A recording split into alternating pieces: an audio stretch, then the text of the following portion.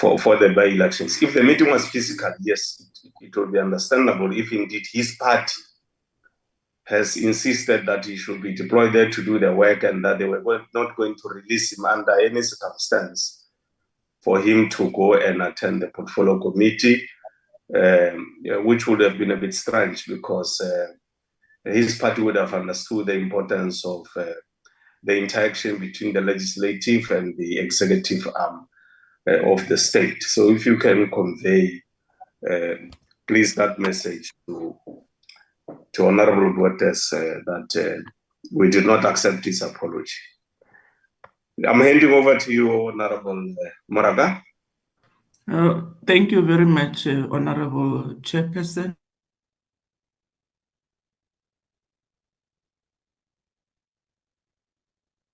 Portfolio Committee, and greetings to committee and the support staff as well from Parliament, who is working tirelessly to make sure that these engagements do take place without any fail. I also want to... Sorry, Deputy Minister, I'm very, very sorry. Profusely apologize. There was a hand here written DHA. Can that person identify himself or herself and hear what he or she wanted to say? Good morning, Honorable Chairperson. Good morning, Honorable members. My name is Yusuf Simons from the Department of Home Affairs. I'm the Acting Deputy DDG of Immigration. And I'm here to present on behalf of the department the presentation on the AU Free Movement Protocol. Chairperson, I'm also joined with some of my colleagues from my Department of Home Affairs. I was just raising my hand, Chair, because I asked the Chairperson asking if the other departments are in the meeting. So that's when I raised my hand, Chairperson. Thank you very much. Okay, you can introduce your colleagues, or you'll introduce them at a time when you make the presentation. Let's go back. Thank you for the introduction. Let's go back to the Deputy Minister. Sorry for disrupting your rhythm, introductory rhythm. Deputy Minister, over to you. Thank you very much, Honorable Chairperson. I'll start afresh. I want to take this opportunity to send our warmest greetings to the Portfolio Committee on International Relations and Cooperation, and also greetings to the support staff that is making it possible for us to engage with the Portfolio Committee, and also our officials from the Department of International Relations and Cooperation that are led here today by the Acting Director General, Ambassador Dlomo, and Dr. Pakamisa Siotula, who's going to make a presentation on the agenda issues that the Portfolio Committee is requesting a thorough briefing on.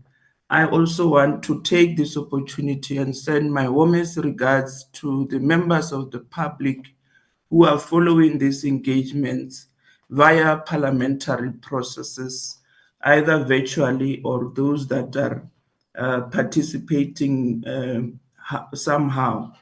I want to take note of the concerns of the Portfolio Committee members with regard to attendance of my colleagues whom we are serving together in the Executive Council. The apology of Honorable Deputy Minister Duertes, the manner in which it was brought here, I think it is unacceptable. I'll convey the message to him to indicate that we need to prioritize the Portfolio Committee work, because this is the oversight function of the legislative arm of our parliament, and it can be correct that we do prioritize constituency work at the expense of what is mandated to us by the Constitution. So rest assured, Chairperson and members, that the message will be thoroughly transmitted to my colleague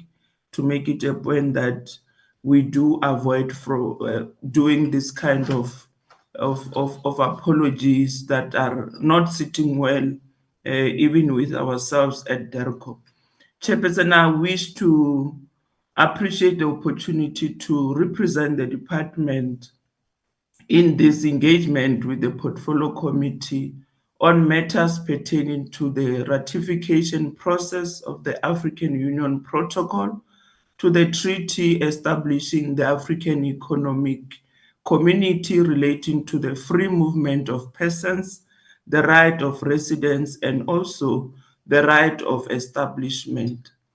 We are being joined here by the officials from Home Affairs because chair and members, we need to appreciate that these issues, they are cutting across these two ministries. Hence, we do have the officials from Home Affairs that are going to also make a presentation to the Portfolio Committee. Chairperson and members, I need to indicate that South Africa supports the vision of an Africa where all its citizens can move freely across all national borders, encouraging issues of intra-Africa trade and also issues of social integration and the development on this continent of ours.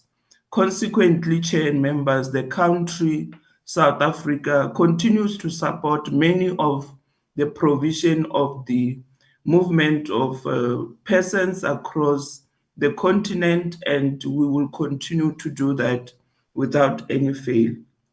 The protocol and the implications of this ratification have been thoroughly engaged upon the Department of International Relations and Cooperation, and I need to indicate that this engagement also includes the issuance of two previous legal opinions from the Office of the Chief State Law Advisors at the Department of International Relations and Cooperation. Honorable Chair and members, the presentation will cover two areas that focuses more on our Agenda 2063 flagship projects, wherein we are going to be establishing the implementation of Africa Free Continental Trade Area, and the other issues where we are going to be dealing with the African passport and free movement of people. And most importantly, the presentation will address the myth that the Africa Free Continental Trade Area can never be implemented without the ratification of the free movement of persons. I also need to indicate to you, Chairperson and members, that the presentation will address all these areas of concerns that are raised by honorable members, and also indicate to members on issues of implementation that will enable the quick implementation of this noble project of Africa Free Continental Trade Area, because South Africa should consider prioritizing this project, because it is the only project, Chairperson, that will help us to address the socio-economic challenges of our people, especially the inclusion of the participation of women and youth SMMEs in that particular project of Africa Free Continental Trade Area. And we can only achieve that, Chairperson and members, if we do have all these pieces of legislation in place, so that we can account for the movement of persons within the continent as we continue with this project of dealing with these issues that we have put aside for ourselves to implement as the department. I now want to take this opportunity, Chairperson, without any waste of time, to hand over to Dr. Pakamisa Siotula, who is going to be presenting to us and deliver the aforementioned presentation. Of course, Dr. Siotula is an acting chief director for African Union, and he's going to be taking us through this presentation on behalf of the department. And he's also being joined by our acting DG, Ambassador Dlomo, and the rest of the team from DERCO, to make it a point that all the issues that the members are raising are taken note of, and the department, jointly with the Department of Home Affairs, can work in the same vein in trying to address the concerns of members. I'm going to hand over to you, Dr. Siotula, and please take the committee members through the presentation. Over to you.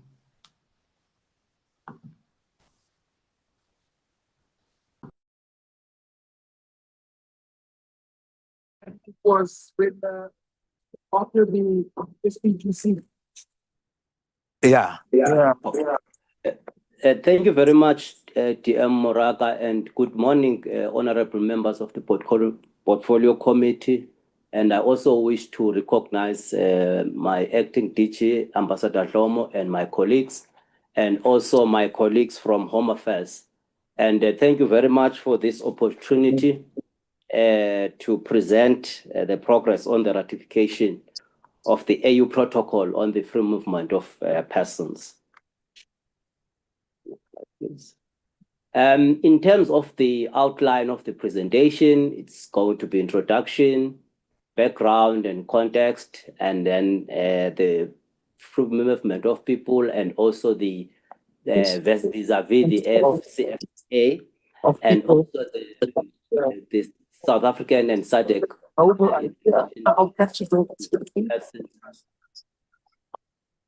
didn't hear the last one. Luba, if you can just check. Sorry, presenter. Luba, if you can just check, there's someone who is interjecting the case. No. You know, if you just say open borders. Noted, Chair. I'm going to mute the person, Chair. No. Yes, mute to that person who's trying to open borders. Okay, presenter. Yeah, you can move. Yes.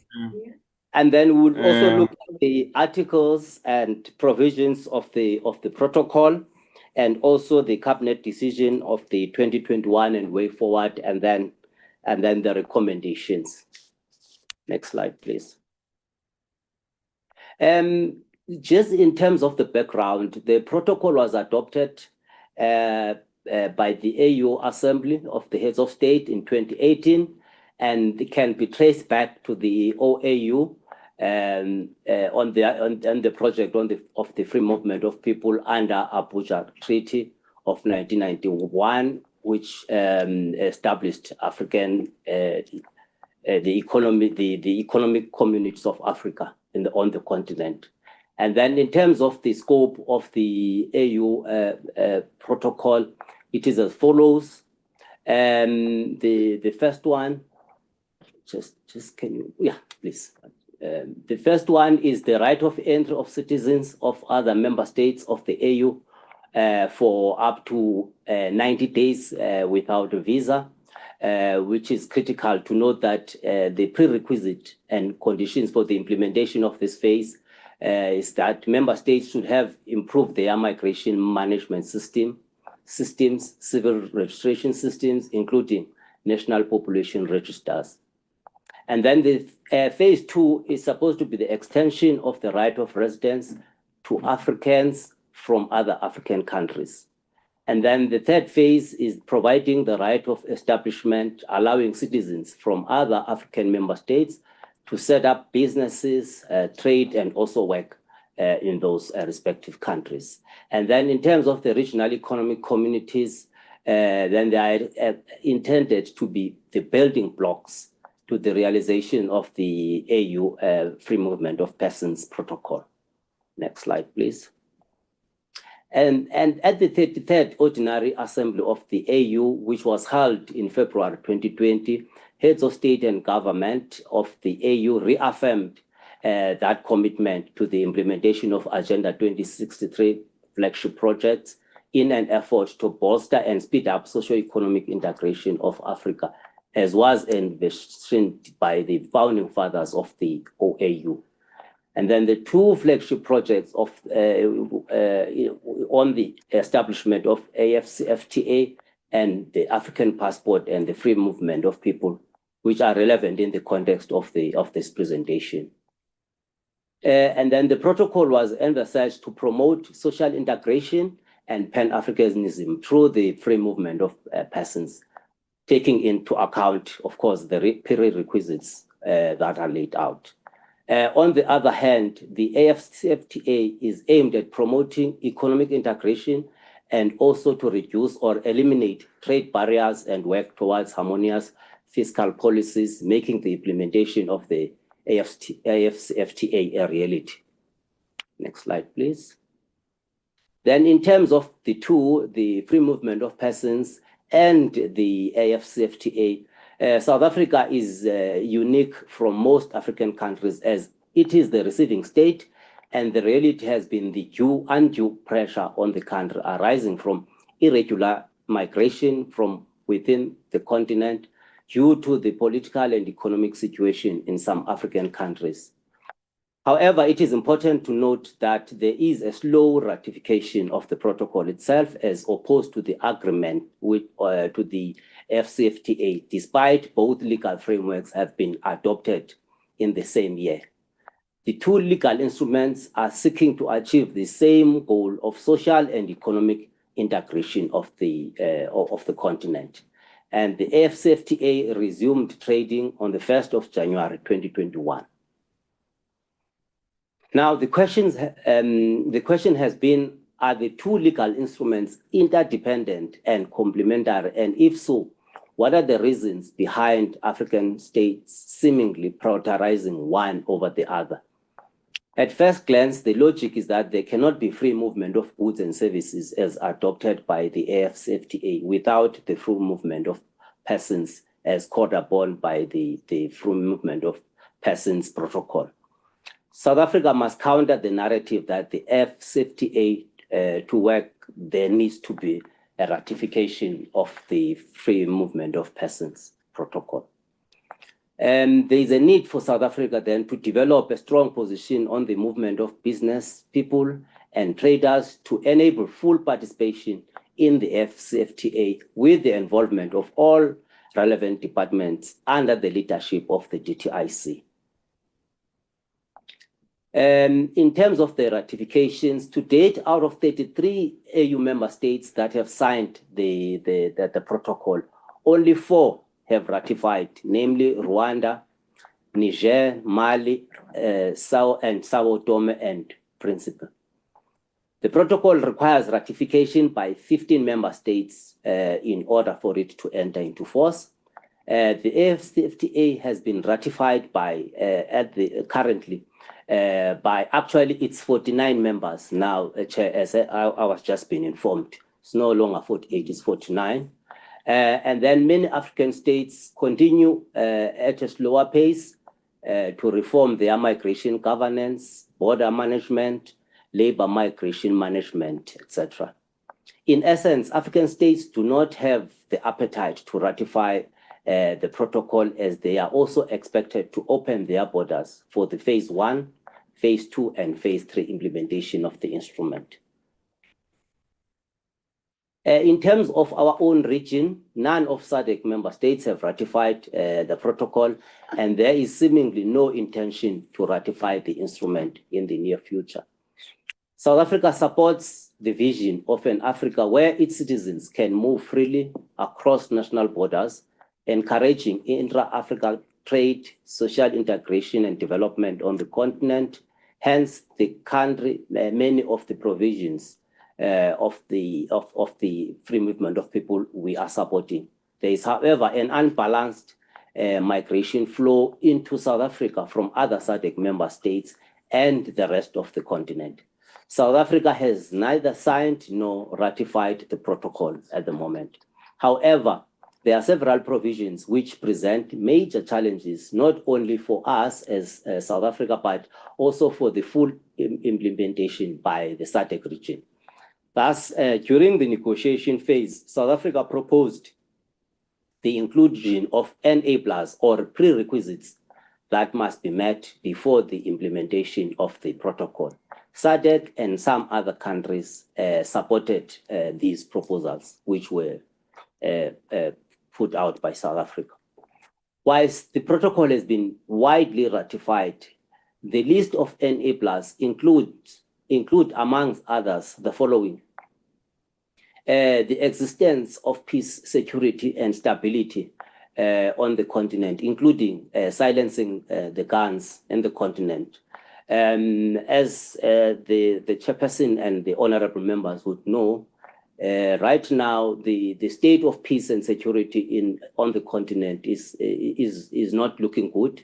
There are issues in all 5 regions, starting from us in SADC, especially in Mozambique, the Great Lakes, Horn of Africa, the Sahel.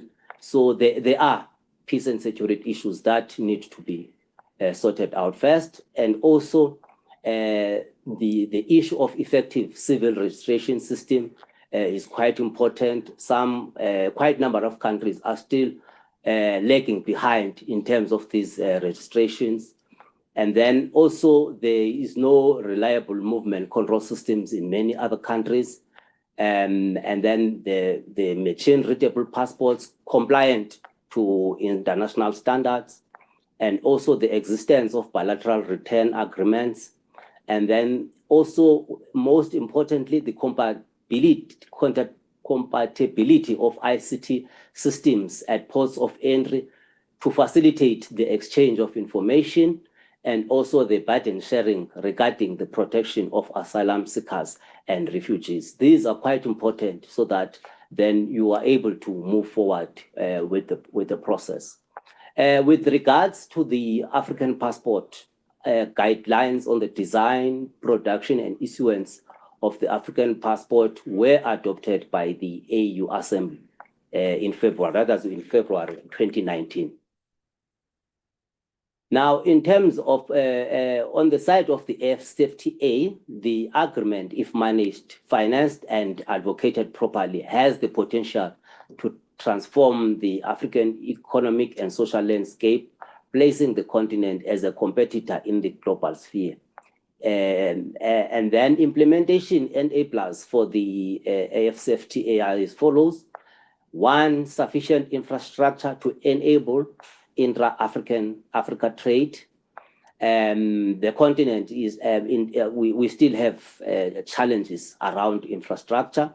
Intra-Africa connectivity it's also a challenge in terms of the networks and all of that. And then the third one, a harmonious visa regime for business persons, and then prioritization of development programs for African states, including addressing the high unemployment rates, inequalities, poverty, and low income levels. And then what are the implications for South Africa?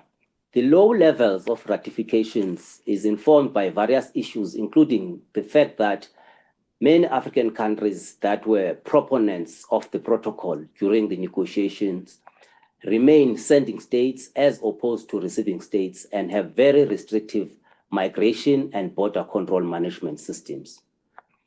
And then during the negotiations, again, the same states that were advocating for the instrument to enter into force at the same time of the adoption by the AU Assembly, as opposed to an option of parliamentary ratification process, have not yet ratified the instrument. This could be related to the protocol requiring their own restrictive border management and migration systems must be reformed as well.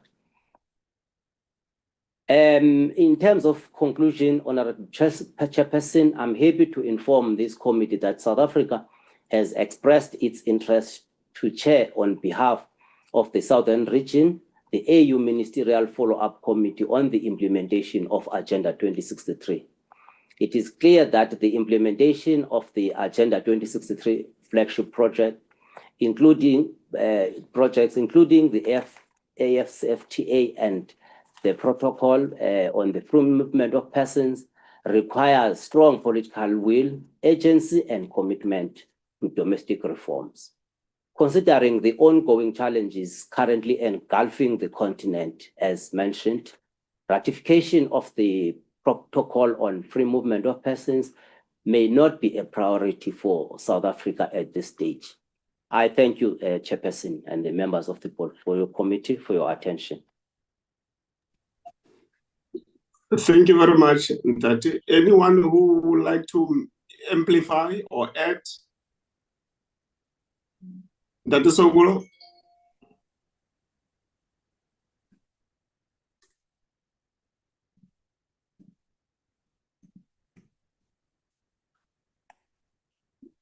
Deputy Minister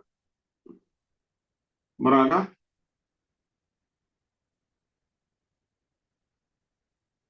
Sir?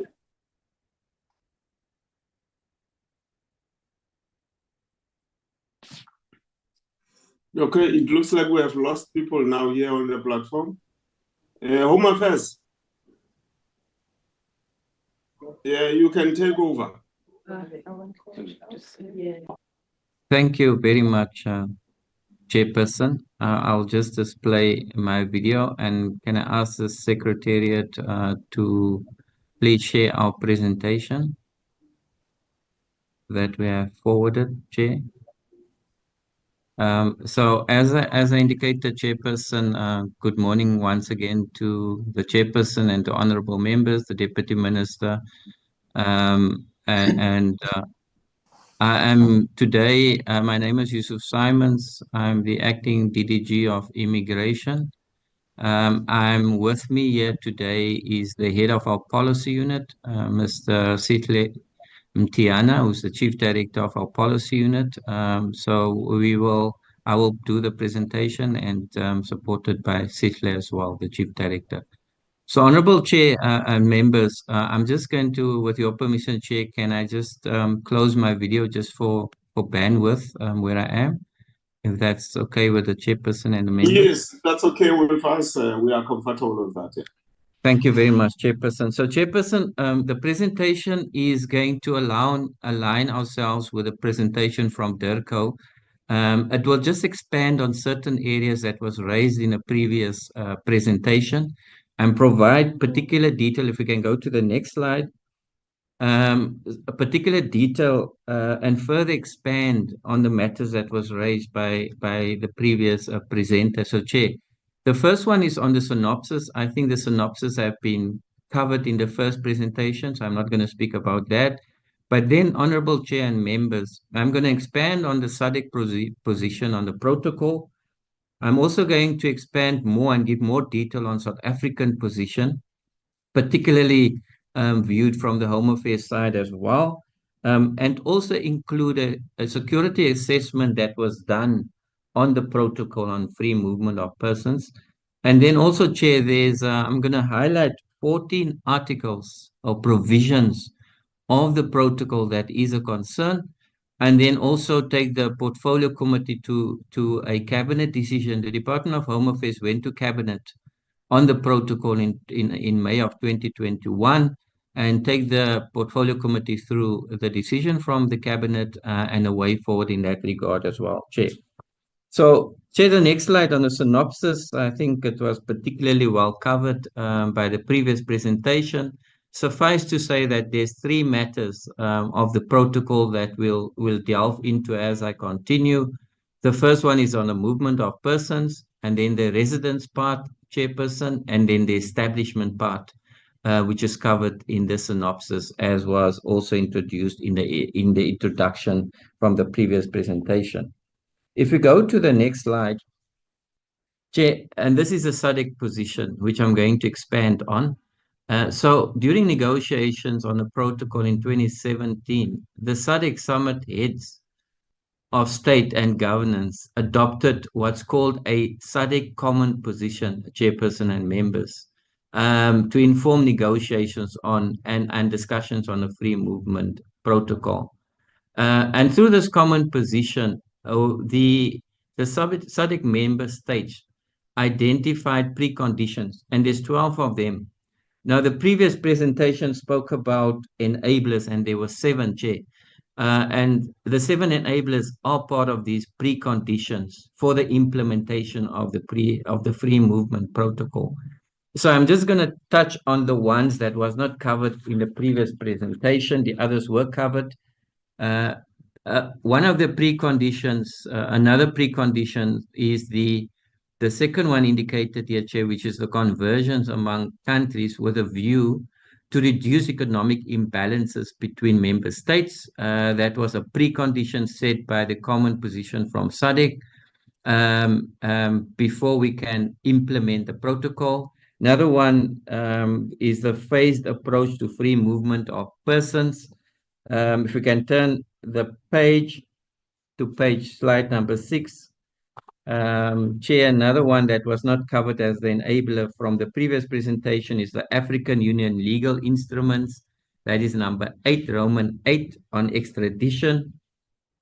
It's the African legal instrument on legal mutual assistance, which is number 9.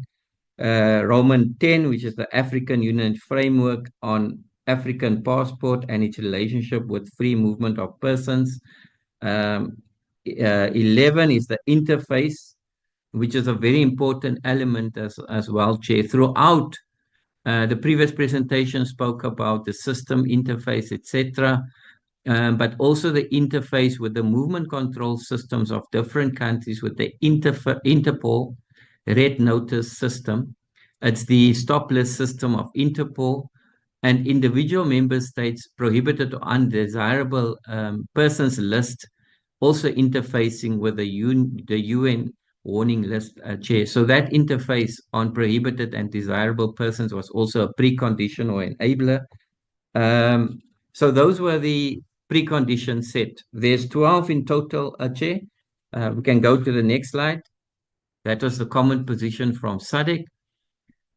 Further on, Chairperson and member, the SADC member states also acknowledge that free movement of persons in Africa is relevant and critical for integration and economic development on the continent, and supported the implementation of the free protocol. However, considering the challenges and those 12 preconditions that SADC has indicated or developed, SADC recommended that implementation of the protocol, as well as the African passport, should be implemented through a phased approach in accordance with the principles of safeguarding the sovereignty of member states, which was the position then that SADC adopted.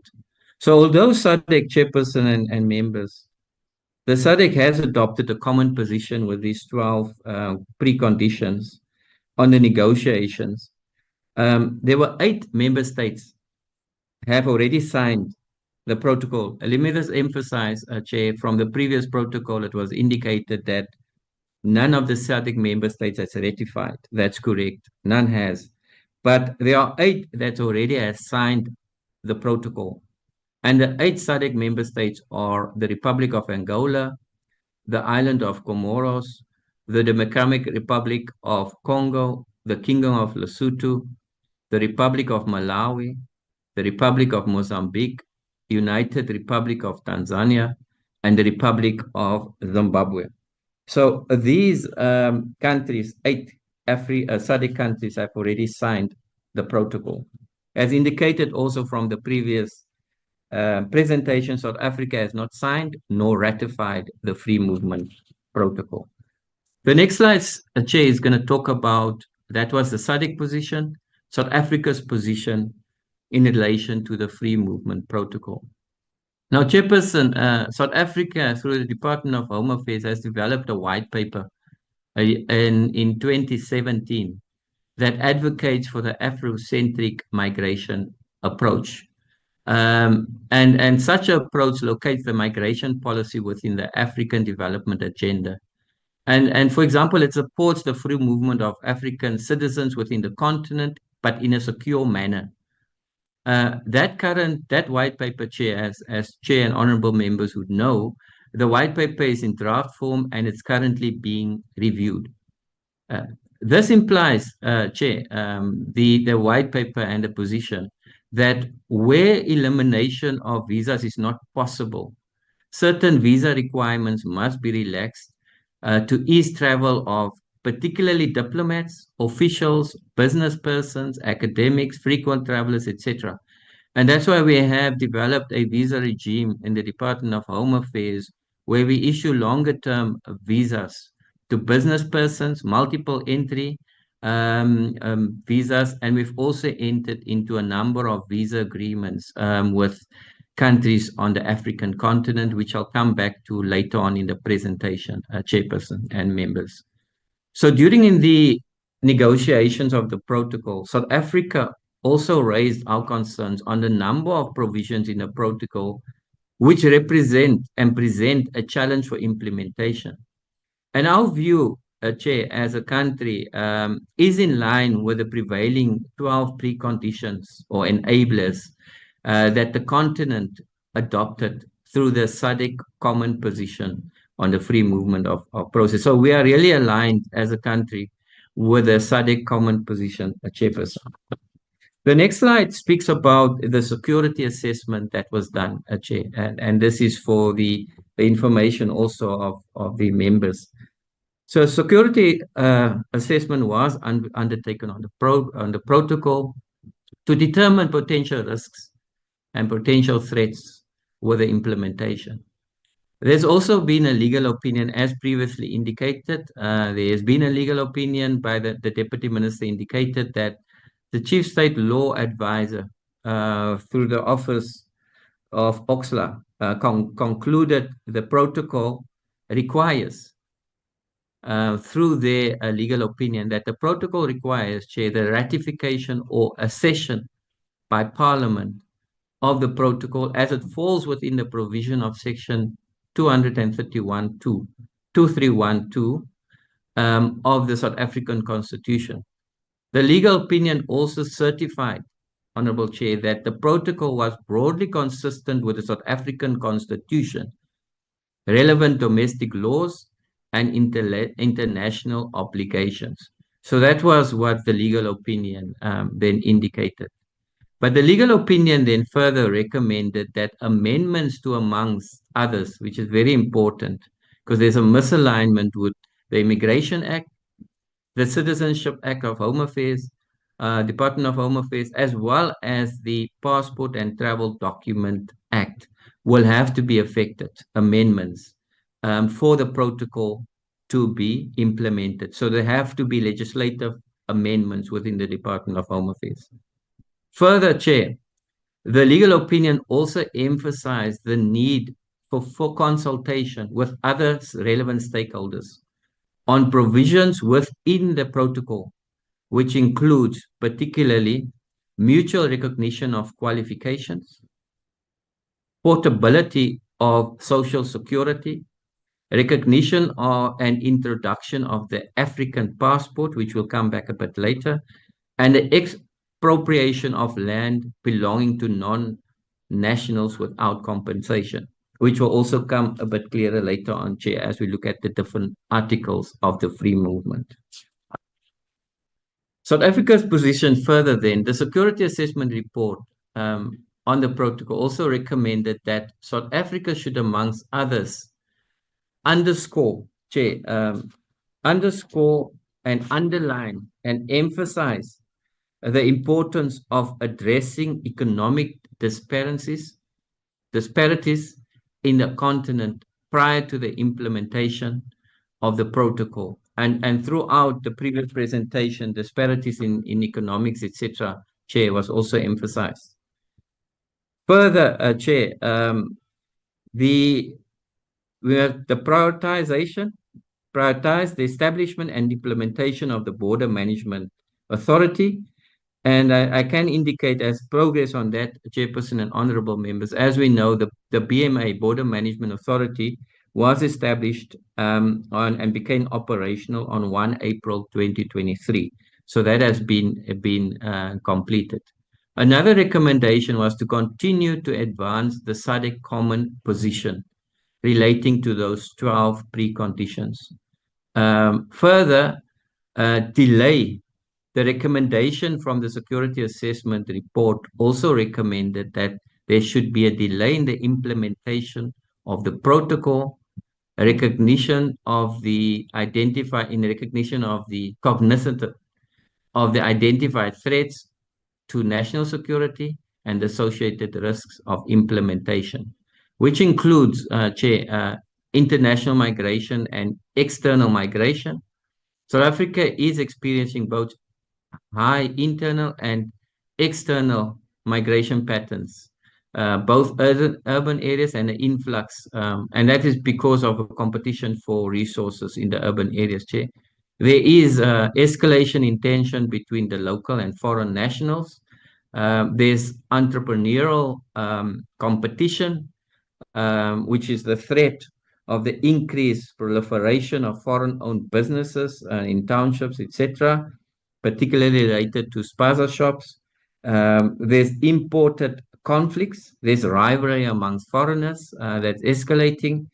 Also, Chair, the cross-border crime and the potential in escalation in cross-border crime. These are the potential risks identified as well for the implementation. Now, Chair, the next slide is speaking to the 14 articles, provisions of concern in the protocol. So, in line with the prevailing position, preconditions that was identified, the social national security risk, the following provisions have also been identified as a serious concern, Chair. Article 5, dealing with progressive implementation. And this is about the implementation roadmap of the protocol requires the removal of all visa requirements by 2023, when that was adopted, Chair. This was and is proven to be unrealistic and unreasonable. And I'll go later on to show where we are with the visa requirements at the Department of Home Affairs on the African continent, because South Africa should reserve its right to require visas from countries that may pose threats to our national security, Chair. The next article was Article 6, the right to entry. The provision provides AU member states to grant African nationals the right to entry without a visa into the territory of any AU member state. African passport, again, this requires credible civil registration systems, Chairperson. So if you implement the African passport, there needs to be consistent population registers across the continent, Chair, and this is a particular challenge for the existence of that African passport, because in the absence of integrity of population registers, the African passport may pose security risks and undermine national security of different countries, Chair. The next article is Article 15, relating to permits or passes. This provision may pose economic threat and cause tension amongst nationals and migrants, and it will also create a pull factor for illegal immigration, Chair. The next one is the right to residence. Now, the right to residence means a right to employment. And that would also, the unemployment position that we are currently in, Chair, particularly in the low-skilled and unskilled citizen areas, will be exacerbated in terms of this article. Article 17 is the right to establish, which means the right to a vocation, a job, or self-employment, and again, Chair, may result in a pull factor and a competition for scarce jobs. The next article is Article 19, is the portability of social security benefits. And this article provides for the provision of social security benefits to non-nationals in a state party to the protocol. And again, Chair, this will create put a dire strain on our fiscus, our economy, but also serve as a pull factor. Article 21 is the expulsion, deportation, and repatriation. This article places a burden on the deportation costs of host states undertaking deportations and makes no provision for burden sharing. So the cost of deportations will be borne by, for example, South Africa. And currently, Chair, we already have a high budget or high expenditure where we spend millions, more than 200 million on deportations annually, Chair. So this can be exacerbated with this article. Article 22 speaks about the protection of property acquired in host member states. And this provision may pose difficulty where property is to be expropriated for public interest without compensation. in line with the considerations of 26-25 of the South African Constitution, Chair. Then Article 24 is the procedure for movement of specific groups. This article, Chair, is particularly in contrary to the UN protocol against smuggling of migrants by land, sea, and air. And South Africa is, of course, a signatory to those protocols. So this would be in contrary to that protocol. Articles 27 on the next slide is the role of member states, Chair. And this article requires member states to implement the protocol and adopt legislation measures to enable implementation. South Africa should reserve its right, Chair, to implement certain provisions of the protocol in line with national legislation and not the entire protocol as it is.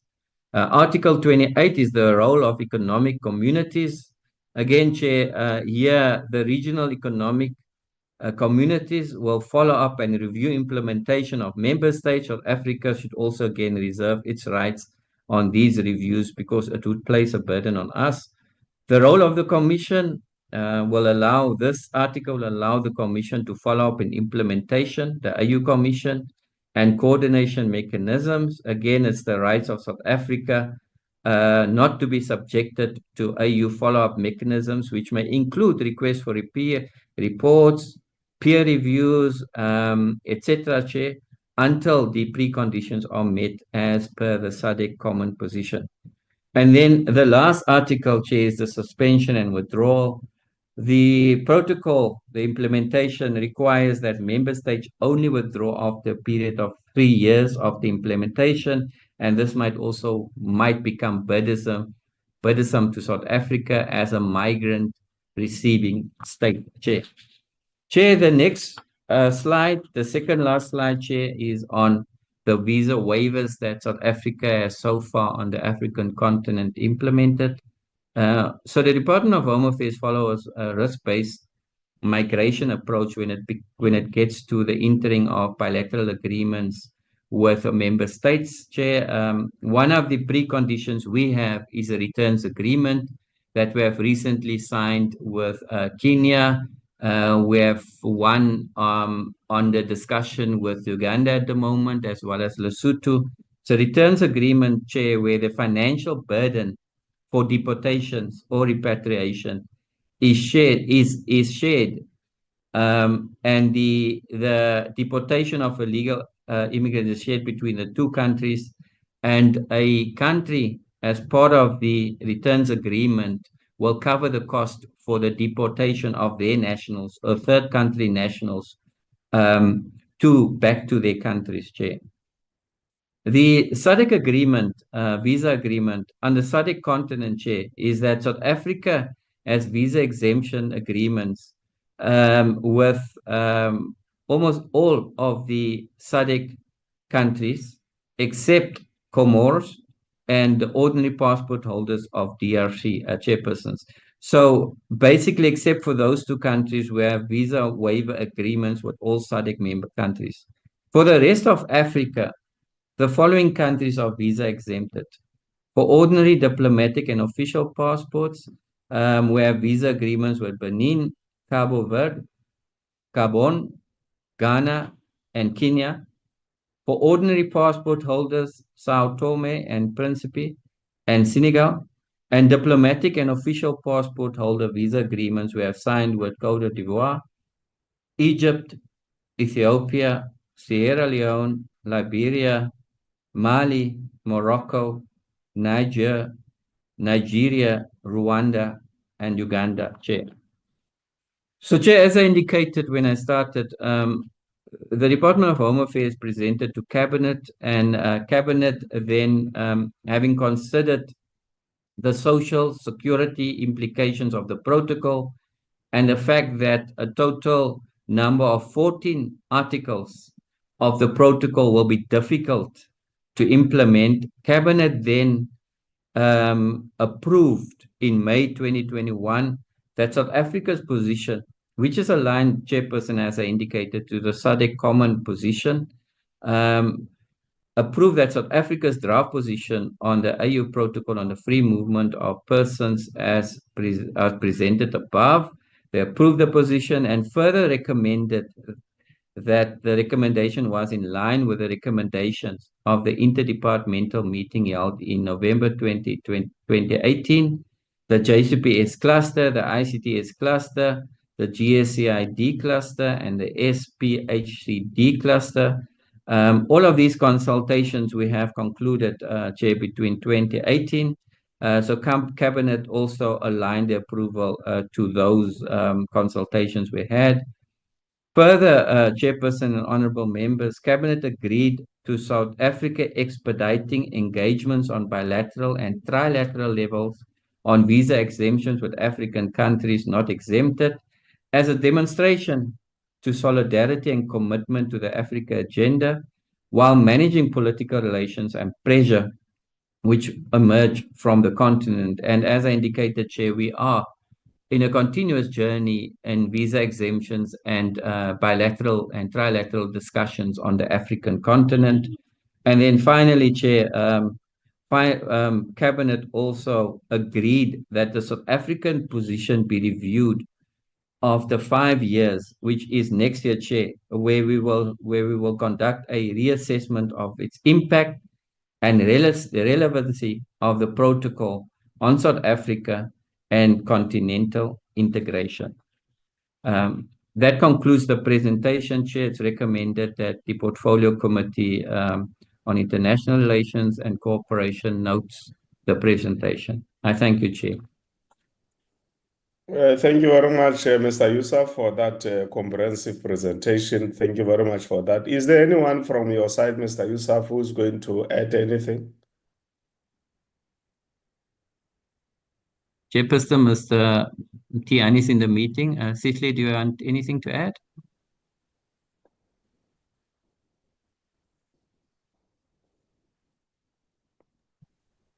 I take it as a no, Chair. Okay, thank you very much. Earlier on, we were told that Ndate Sokolo will also be presenting, or he will be adding or providing a context. We are now back to DERCO. Ndate Sokolo, are you there now? Okay, it doesn't look like. This is Modlomo, the acting DG. Yes. Ambassador Siokolo is not joining because this falls under global governance. But if he comes in at some point, we'll ask him to make an input if he's got any. Thank you very much. Okay, thank you very much. I'm now going back to Honorable Moraka before we give members to interact with the presentations. Thank you, Chairperson, and thank you, honorable members. And also, let me take this opportunity to appreciate the presentation from our team at DERCO, as it was led by Dr. Siotula and also the colleagues from Home Affairs who have just taken us through the presentation, DDG Simons and his team. I think, Chairperson, the presentations are very clear for members to scrutinize and interrogate the department with regard to the information as shared here in this meeting. I also need to indicate to you, Honorable Chair and members, that I happened to take a call after you raised your concerns with regard to Deputy Minister Alvin Bote's attendance to this portfolio committee. And upon me engaging with him as a colleague, he said he was not being made aware of this meeting, but he will join. And indeed, Chairperson, Deputy Minister Botes is in the meeting. He has been in the meeting when we started with the presentation from DERCO. I thought I should clarify that issue because it was really an issue that was not taken kindly by honorable members. And thank you, DM Botes, for having responded immediately when I raised the matter with you. Chairperson, that's the presentations on all those issues that the portfolio committee have requested that we take them through all those issues as raised and will therefore be guided by yourselves. Thank you, Chair. Thank you, Deputy Minister. Deputy Minister Bottas, you are welcome to the meeting. We did get your apology, which then says that your office was aware of the meeting, Honorable Bottas. That's why there was this perplexion from the side of the committee that you are unable to log in. But thank you very much for being vigilant and joining the meeting. You are welcome, Honorable Bottas. Honorable members, you have now heard the presentation. Lobabalo, before we go far, other than Honorable Mudisi, do we have any member from Home Affairs? No, Chairperson, we do not have the members of Home Affairs, Chair. Thank you, Chair. Okay, thank you very much for that. Honorable members, you can now interact with the presentation. Honorable Douglas. Hi, good day, Mr. Chair. Thank you very much for the presenters for the presentation. This is something that's very close to my heart and the party's heart as well, and especially around the AU protocol on free movement of persons, as it's something that we really need to do if we want to move Africa forward. The free trade of goods and services and the free flow of goods and services around Africa is going to help us to escape the legacy of colonialism and apartheid and other mechanisms of control over Africa, Mr. Chair. It is one of the things that we know that was decided, for instance, at the Berlin Conference, where the borders were drawn up and things were never changed since those borders were drawn. And it has meant that our people have been cut off from one another. For instance, the Khoi and San people, the First Nation Aboriginal people of South Africa, we have family in all our border countries in the SADC region, in Namibia, in Botswana, in Angola, in Zimbabwe, and even here in South Africa. And we are blocked from seeing our relatives, our cultures, sharing our cultures on a regular basis. And our free flow of our migratory heritage has been blocked for many, many years. So, Mr. Chair, as we meet today to interrogate this matter, we must understand that we want our people to be able to move freely across the African continent.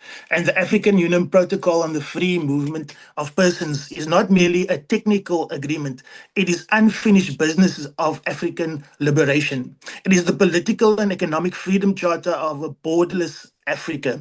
Yet 6 years after its adoption in 2018, only 4 AU member states have ratified it, according to the presentation, but now here there's 8 member states. But the fact that South Africa has not signed it is really, I think, a reflection on how serious we take these matters as a country, and also whether the ANC and GNU government is actually committed to the vision and the dream, the Pan-African dream of a united Africa. This is one thing to say things, Mr. Chair, and to stand on public podiums at the AU, but and commit yourself to the greater dream of a free Africa, to Africa united, where our economies and peoples flow and we build a powerful industrial continent that challenges the superpowers of the world, because we have the people power, we have the youth on our side. By 1950, we'll be the greatest group of people on one continent, and we'll be able to outwork everybody because we have the resources. But if we can work together and we can implement these protocols. So, Mr. Chair, this so-called oversight of not signing this is not a coincidence. It is a consequence of the Government of National Unity that talks Pan-Africanism at summits, but practices border nationalism in policy. We've seen that our government sends envoys to Addis Ababa to chair AU committees, but build fences at Beitbridge. They speak of unity, but legislate exclusion. Now, we're not talking about a complete open border policy overnight. We need to phase-in approach, and here we agree with Dirko on that. We need a phased-in approach where we look at the free movement of people, we look at the passport issues, we look at the issues of deregulation and trade controls, we look at currency issues, and we look at the beneficiation and ownership of the value chains and of our minerals. And we talk about cross-border partnerships around beneficiation, around value chain beneficiation and ownership. So, Mr. Chair, Dirko tells us that they support Agenda 2063, but where's the implementation? Where's the digitized migration system? Where's the AU-aligned border reform strategy that they've been talking about? Where's the interdepartmental migration roadmap? You see, it's one thing to talk about it, but instead we see reactive policies, fear-based briefings, and a diplomatic posture of I would say cowardice, just not taking decisions and not taking a stand and not making, we must prioritize things that are important in our people. We've got millions of people here illegally because we're not working together under the implementation of the Africa Continental Free Trade Agreement. It's taken decades to get this thing off the ground. We can take one decision and we can all work together to make sure that our goods and our services and our people start flowing, but there's other people's interests, the West's interests, the North's interests, the East's interests, and white monopoly capital interests that is put ahead of the people of Africa and the needs of the poor of Africa. That's why our continent is in such a mess, Mr. Chair. We have 2.1 billion rand spent on border patrols, yet there's zero spent on cross-border integration infrastructure. That is not Pan-Africanism, Mr. Chair. That is neo-colonial fence building dressed up as sovereignty. You cannot unite Africa while your migration policy treats African people as threats. We need to find the solutions for going forward, not for keeping status quo. Yes, there are tensions in our communities, but let us not pretend those tensions are caused by Zimbabwean tuck shop owners or Malawian waiters. This is a failure of the AU. It's a failure of government not to address the key issue of poverty. Our people are fighting over scraps, over tuck shops. Instead of owning the mines and the land, instead of owning and beneficiating the minerals that get exported raw, Mr. Chair. There's 35% unemployment and over 18 million South Africans on social grants, a shrinking manufacturing base looted and hollowed out by our government, a failed localization strategy that left township entrepreneurs in the cold, and no direct way for this protocol to speak to the people that need it the most, the poor on the ground. Where does that get encapsulated in terms of this protocol, Mr. Chair? We are told that the African Continental Free Trade Area is our flagship integration project, but how do you move goods without moving people? Are we building an Africa where capital is free, but budget and people are caged in? We cannot cage our people in, and not create the environment for a proper flow of people, a proper documentation of people, a proper digitalization of the entire SADC and AU network. We are still stuck in the 80s and 70s, but it's done on purpose. It's done on purpose to keep it paper-based as opposed to digital, because you can do corruption. And that's what the GNU and the ANC and the DA is known for, is their corruption. And not just corruption at a tender level. I'm talking about a state level capture, and even the capture of the economy by 7% of the population, who owns 87% of the JSE and of the land, Mr. Chair. So you cannot liberalize trade while criminalizing the traders. And integration must be holistic. Goods, services, ideas, and people, and even our currencies. And these are things that are talked about on stage year in, year out. I've been at all of those summits myself. And the reality is nothing gets done. Everything gets kicked down the can, further down the road, while our people suffer. While people illegally come across into our borders and cause chaos here. Why? Because the systems that would make a migration correct and make migration work for Africans is being refused to be set up, and is being refused to be worked on and prioritized by our government and other African governments. We are the largest receiver of African migrants, Mr. Chair, but that does not make us victims. That makes us strategic. We have the most developed infrastructure, the most diverse economy of our partner cities, and we must make sure that we take our resources, our land back and make a sovereign trust, a sovereign land trust, and a sovereign trust that we can then use to develop new cities, new farms, new places for our people to have food security, to have a good living environment, and then for our neighbors to have the same. We can't only say only South Africa must benefit and only the rich 1% elite people must benefit from all the resources in our continent. No, that is wrong, Mr. Chair. We now need a new way to talk to each other, and we need a new land agreement. We need a new minerals agreement. We need a new manufacturing agreement. We need a new value chain ownership and beneficiaries agreement that goes right down to the grassroots and doesn't stop at the business and political elites, Mr. Chair.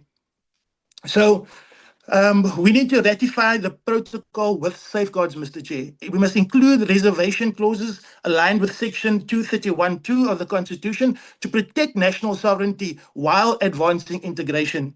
We need the launch of the African Mobility Permit for traders, entrepreneurs, students, and professionals, digitally verifiable, AU standardized, renewable, and secure.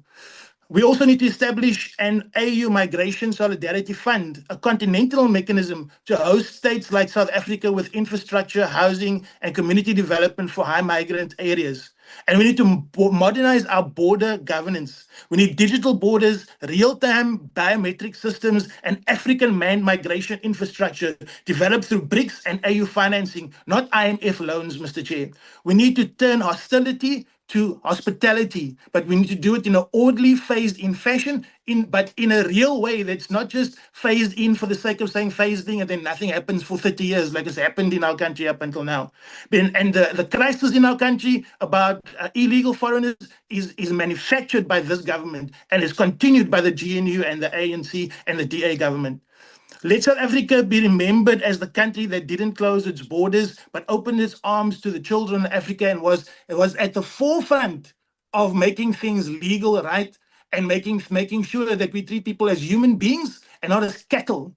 And that we make sure that we look at the real solutions, which is about the land and the land ownership, mineral rights ownership, and using that to set all our people free from poverty once and for all, and also our neighbors and the rest of the continent.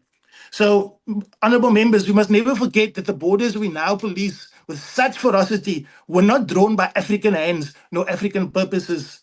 The so-called national boundaries on this continent, as I said earlier, was carved up at the Berlin Conference of 1884, Mr. Chair. There was no concept of a visa to cross from now, today, what is Namibia, into Botswana or Lesotho into South Africa. The very idea of fixed borders is a colonial tool of control, not an African philosophy of coexistence and Ubuntu, Mr. Chair. And as a Khoisan San person myself, and with family that live across all these borders that are directly affected, both in terms of the fact that we're not recognized in any of our neighboring countries, where people are still moved, for instance, in Botswana, for the diamonds that are there, and then our migratory lifestyle is stopped and we get put into small little villages. The same as has happened here in South Africa, and to this day our people are not recognized. To this day our Khoisan San people are the Aboriginal people of this area. It's been here for thousands of years. We are the only people in this country that don't have rights, that don't have land, that don't have mineral rights, and are not part of BEE. So, Mr. Chair, when people talk about true transformation and true migration, and we talk about this this AU protocols, make sure that it also looks after the most vulnerable people, like the Khoisan San, Mr. Chair. So I want to just leave it there. Thank you, Mr. Chair. Thank you, Honorable Douglas. Honorable Mhlongo.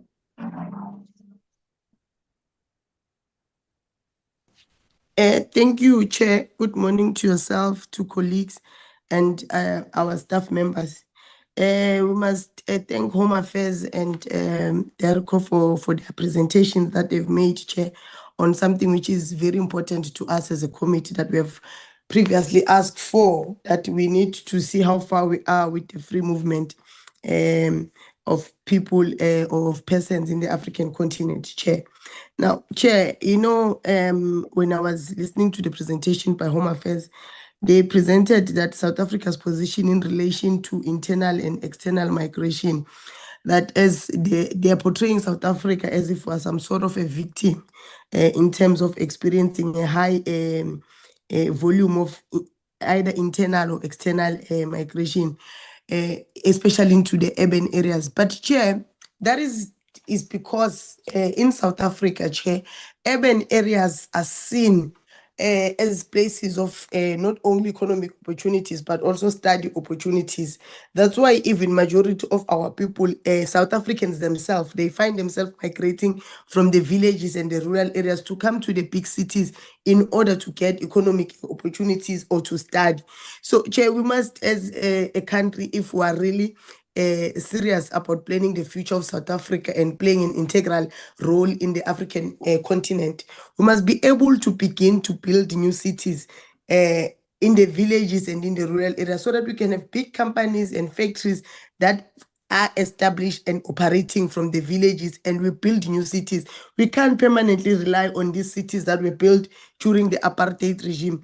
The big cities, the metros, Chair, they've always been there, and we've seen that there's a high population in the metros because there's a lot of economic opportunities, because there's factories, malls, and institutions, a number of institutions of higher learning, and also the hospitals. We know that the hospitals in the big cities, the majority of them is the academic hospitals and provincial hospitals, where healthcare is of a different quality than the hospitals that we find ourselves having to access in the villages and in the rural areas. So we must be able to correct those issues, Chair, first, before we can then say that there's a high migration of, even if it's internal migration into the urban areas. It's caused by that. We have not built, the democratic government has not built new cities, has not built new industrial site.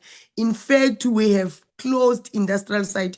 Go to Harankua, go to Babeleki in Hammanskral, go to Temba, go to Bronkhorstspruit. All the industrial sites have closed. Now, when you close an industrial site and you open malls and churches, you are creating a problem, Chair. But also, Chair, I think in this discussion, what Home Affairs has presented to us, for me now, it's coming back the fact that we need more departments to come here and make presentations to us. Because if you look, Chair, they present something about entrepreneurial competition in amongst foreign nationals and South Africans that this protocol is going to attract. Now, Chair, that's a space, they speak about spaza shops, that's a space for small business development. So we need small business minister to come here and account to us, because we know there's protocols in place. A foreign national is not allowed to operate a business unless they are going to invest a minimum of 5 million into that business. So it can't be true. We can't squarely lay the blame on foreign nationals or on our brothers from the African continent when South Africa make laws and we can't follow up on those laws that we have made for ourselves. It also speaks to Department of Labor and Employment, Chair.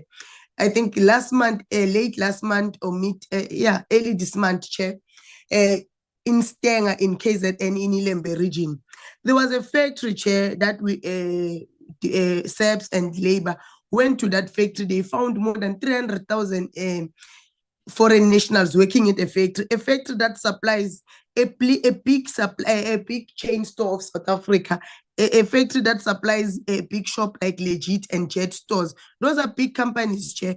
It's not a small company. They are getting clothes supplied from Stenga, but the people who are working there is foreign nationals. Where is labor in all of this?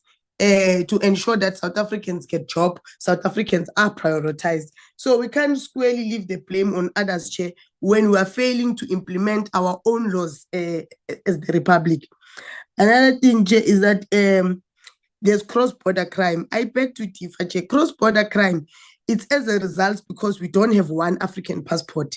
If we were to intensify efforts and say we are going to go to AU, we are going to go to Pan-African Parliament, and even in SADC, when we meet as SADC, Chair, we are going to prioritize that. Let's have a set target that the population register of Africa, of all the African states, we give each other a target that in the next 5 or 10 years, all our citizens should be thoroughly registered on the population register. And we have one African population register where each member state will have access to, and it must not only be just about registration of birth, and it must also encompass collecting of fingerprint and also collecting of DNA of the citizens of the different member states. Then it will be easy, Chair, when we say that foreign nationals have come to commit crimes in this country and we can't catch them. Their database will be on the African population register that will then be able to have and collect. So the African passport will elevate some of the social ills that you find South Africans complaining about, Chair. So it shouldn't be that we to this day, the only thing we've gotten right is border management control. What about moving towards steps closer to signing this protocol, Chair, and ensuring that South Africa becomes one of the member states that signs this protocol of free movement of people? Now, Chair, the African passport, really, Chair, I want to say to us, Home Affairs is strict because they say there's undesirable persons in other countries or that pose a security threat. I have a question for Home Affairs, Chair. South Africa cut diplomatic ties with genocidal Israel. But to this day, people of Israel do not require a visa to come to South Africa.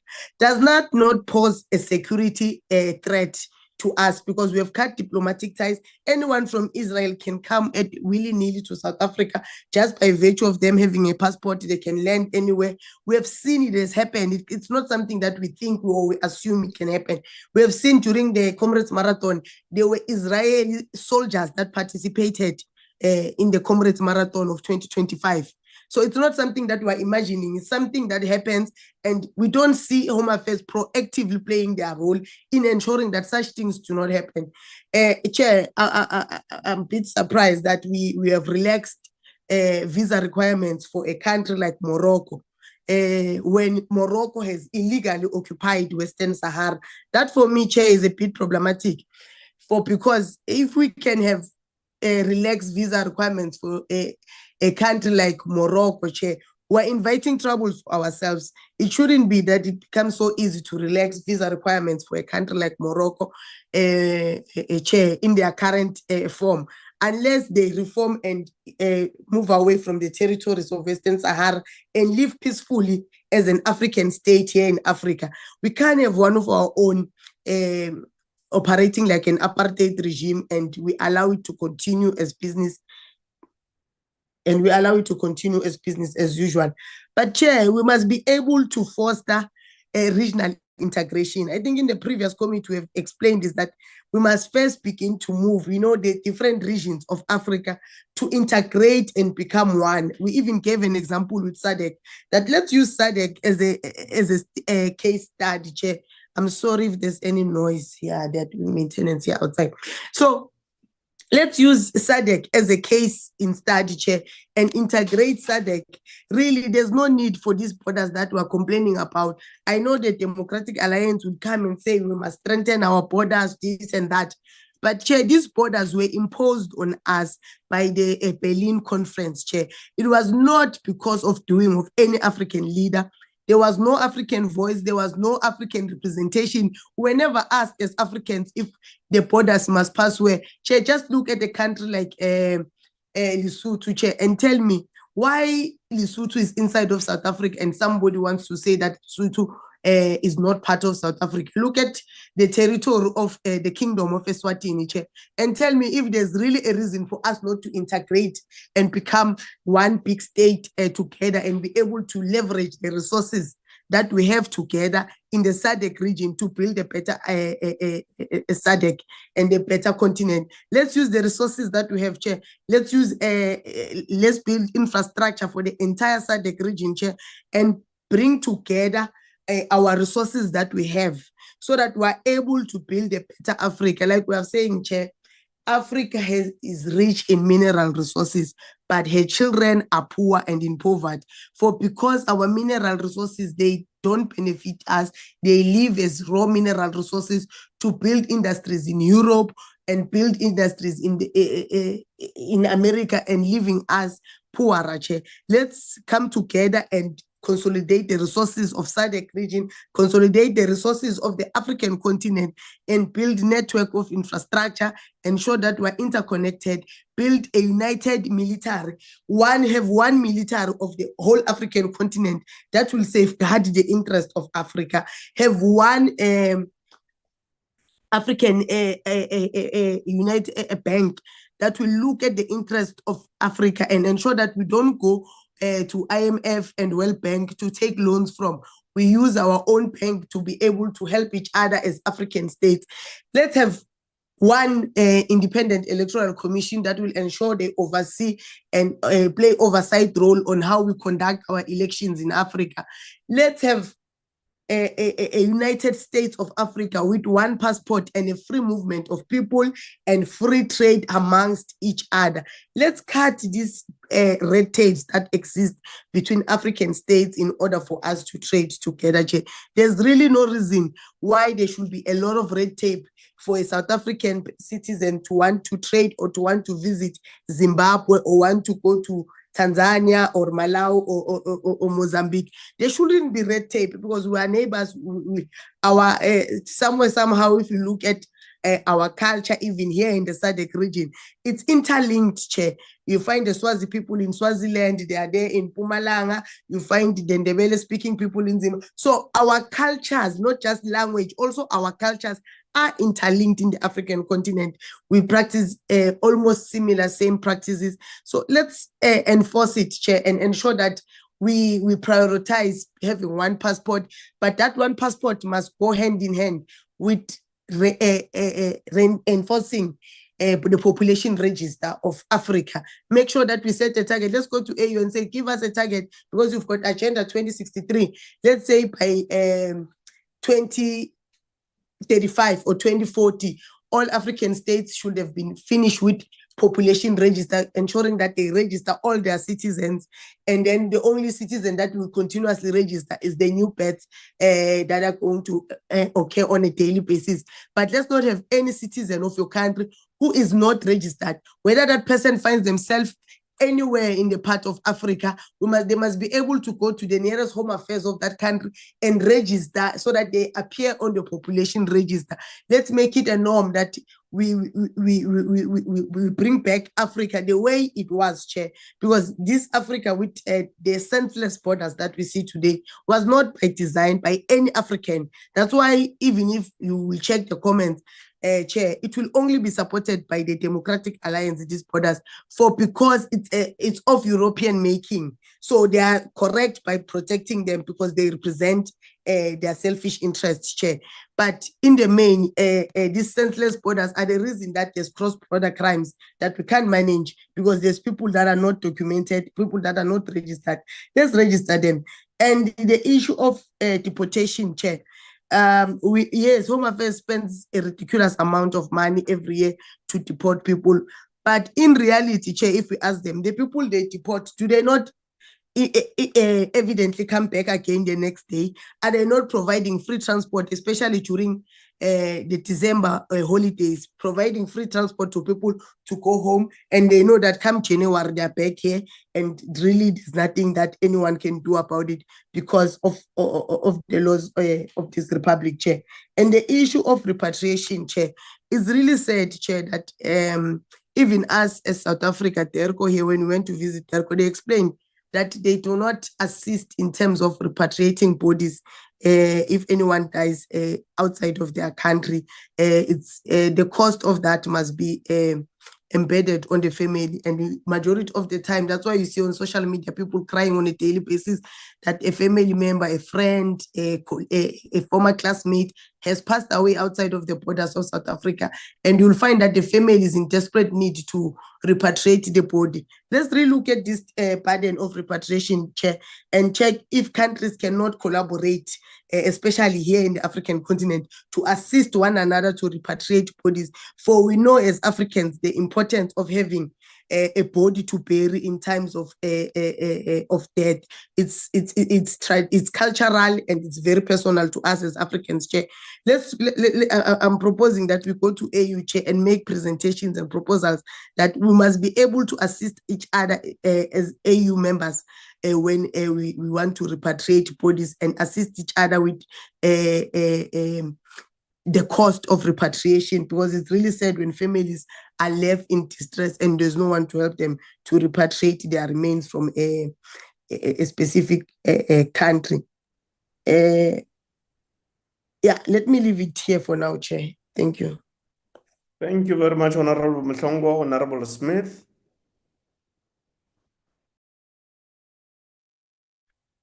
Thank you very much, Chair, and I want to thank the departments for the relevant presentations, which were very interesting. And it seems I need to speak not just to make my contribution, but to ensure that words are not put into my mouth by other colleagues on the committee. But nevertheless, Chair, I think we need to really be frank and pragmatic about this discussion as it relates to a common area of movement in the African Union. Because it seems as if we're putting the cart before the horse when it comes to this matter. Now, migration as it stands in South Africa and immigration is a very, very hot topic. We have an immigration crisis and have had one for, I would say, the past 20 years from countries like Zimbabwe, where many Zimbabweans are fleeing the terror of an autocratic dictatorship under the ZANU-PF to search for safer waters and better prospects for their children and their own futures here in South Africa. And that has led to a lot of anti-immigrant sentiments and certainly a lot of xenophobia within Southern African society. And we cannot have the support of a free movement area in South Africa until we deal with the pressing security concerns on our continent. And I'm very, very glad that the member from the Home Affairs Department who made the presentation referenced the fact that peace and security really is the bedrock of this entire program. And I think that is the white elephant that we haven't addressed on this committee as it pertains to the free movement of African citizens. And of course, the irony is that while many of my colleagues have bemoaned Europe and insulted European countries, what the AU is in essence trying to replicate here is the Schengen area, which is a very successful project undertaken by the European Union. We're trying to do much the same thing. So we cannot just dismiss the EU and certainly be insulting to our largest trading partner when it comes to trying to replicate some of their most successful programs within their union and their particular region. And if we use the Schengen area as a case study, it really is a very good starting point, because the Schengen area is premised, first of all, on membership to the European Union. So before you are admitted as a member to the EU, you have to meet a certain set of criteria. And one of those is obviously democracy, human rights, peace and stability, all of the liberal values that we actually espouse in our constitution as South Africans. And only after the admittance of a European country to the European Union is the topic of free movement or integration into the Schengen area then discussed. We're doing it the other way around in the African Union. We have member states that are members of the African Union across the continent, and we now want to try and impose conditions or prerequisites onto member states for an open border policy or the free movement of people. And what we really need to look at here is because we are looking at this process from the other way around in comparison to the Schengen area, the role of diplomacy becomes far more crucial when it comes to opening up borders and creating the free movement of people. And just to correct the Honorable Mhlongo, the DA is very, very committed to the African Free Trade Continental Area. But we must be pragmatic about the security concerns to our own country. We have a responsibility to South African citizens to also ensure their security. and make sure that their passport or the strength of their passports is protected, and to make sure that the access to opportunities of South Africans is protected. And we have to find a balance between opening up borders for greater trade and greater integration among African states, while ensuring that South Africa itself can protect its national security as well. And that is the bedrock of any state with any free movement anywhere in the world. So we need to maybe just state that for the record as something that must be taken very important, or taken very importantly. Chair, if we're looking then at the question of diplomacy as it pertains to security concerns on the continent, we must ask ourselves what the South African government is doing. And the answer is nothing. It really is nothing. We are doing absolutely nothing to address real security concerns on our borders. We, in fact, are doing the opposite. We've got a captured democracy in Zimbabwe where the ZANU-PF runs an autocratic dictatorship, terrorizing the people of Zimbabwe. And instead of using diplomacy to correct that, or sanctions, or soft or hard diplomatic measures to address the security concern on our very doorstep, we welcome Emmerson Mnangagwa as a guest of honor at the swearing in of the president that took place just last year. And so we will never achieve regional integration or the free movement of people for as long as we prop up these tin pots dictatorships on the continent in perpetuity and further entrench instability and conflicts on the African continent. And so we really must be honest with ourselves here when we deliberate on these particular proposals from government, because we can make populist slogans and we can throw insults left, right, and center. But the reality is that if you ask any ordinary South African on the ground if they are willing to sacrifice their national security or the strength of their passports due to reckless integration without proper due diligence on the continent, they will completely oppose it. And so we must be honest with ourselves here when we talk about these measures. Chair, I think that we need to then look at approaching this matter from a different perspective. We actually, as the strongest member, certainly of the SADC region and more broadly in the African Union, we need to use access to the South African market and access to South African resources as an incentive diplomatically for greater regional security and democracy on the African continent. That is the protocol that is used around the world, and it is quite effective. So we need to remind Africa that we are all looking, I mean, if you look at the African Union Charter, we all want the same things. We want a stable continent. We want democracy. We want human rights. But we are very, very scant in actually enforcing that by means of our own diplomatic channels. South Africa tends to cower away in the African Union when it comes to these very difficult discussions, even though we're the only member state that pays its fees regularly. Now, how are we actually getting not only bang for our buck as a member state at the AU, but actually advancing the interests of all member states if we are too scared to address this issue, or if we are not willing to have the difficult discussions around some illegal regimes that are terrorizing people across the continent? And so we really need to look at how we can use diplomacy to complement immigration in South Africa, because these two departments really flow into each other, one into the other all the time. And so we have to complement secure borders with an incentive to allow the greater free movement of people between certainly the Southern African region and to a great extent into the African Union. And Chair, just lastly, as it pertains to trade, the one thing that has not been mentioned here is the Southern African Customs Union. And until we can deal with the outdated model that is used in the SADC region as it pertains to taxes, as it pertains to imported goods that come through South African ports and then have to go further on into SADC countries, that needs to be urgently addressed. And it's something that the Department of International Relations actually must take up with National Treasury. We need to reform the mechanisms that we use within the region for trade, because they are outdated and they do not complement what we are trying to achieve in terms of the free movement of people.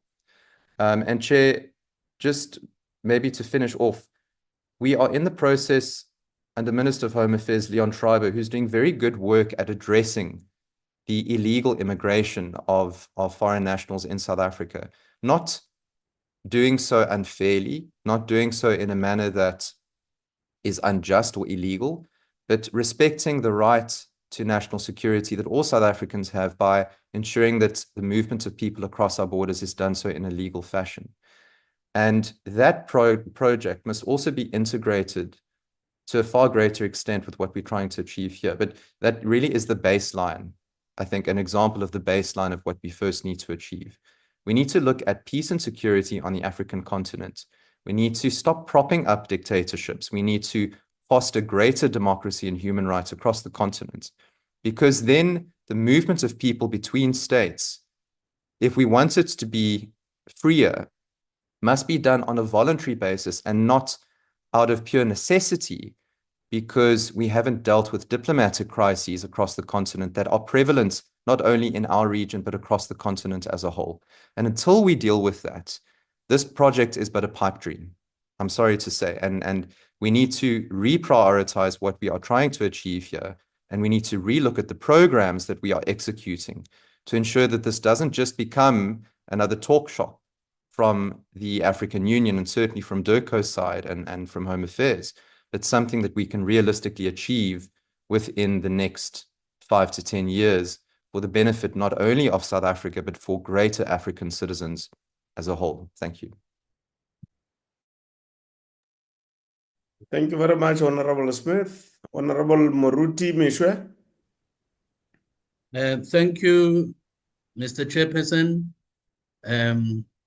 Let me also appreciate the presentations that were made by DIRCO and Home Affairs. Let me, Chairperson, preface my short comment by saying that we and the ACDP support the Cabinet's position and SADC position on the protocol.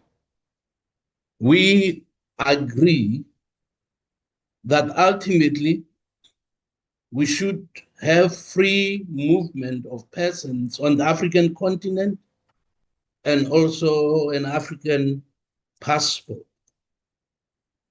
But these matters are complex, and as Cabinet has said, there are some preconditions that they have agreed on that I would like to support.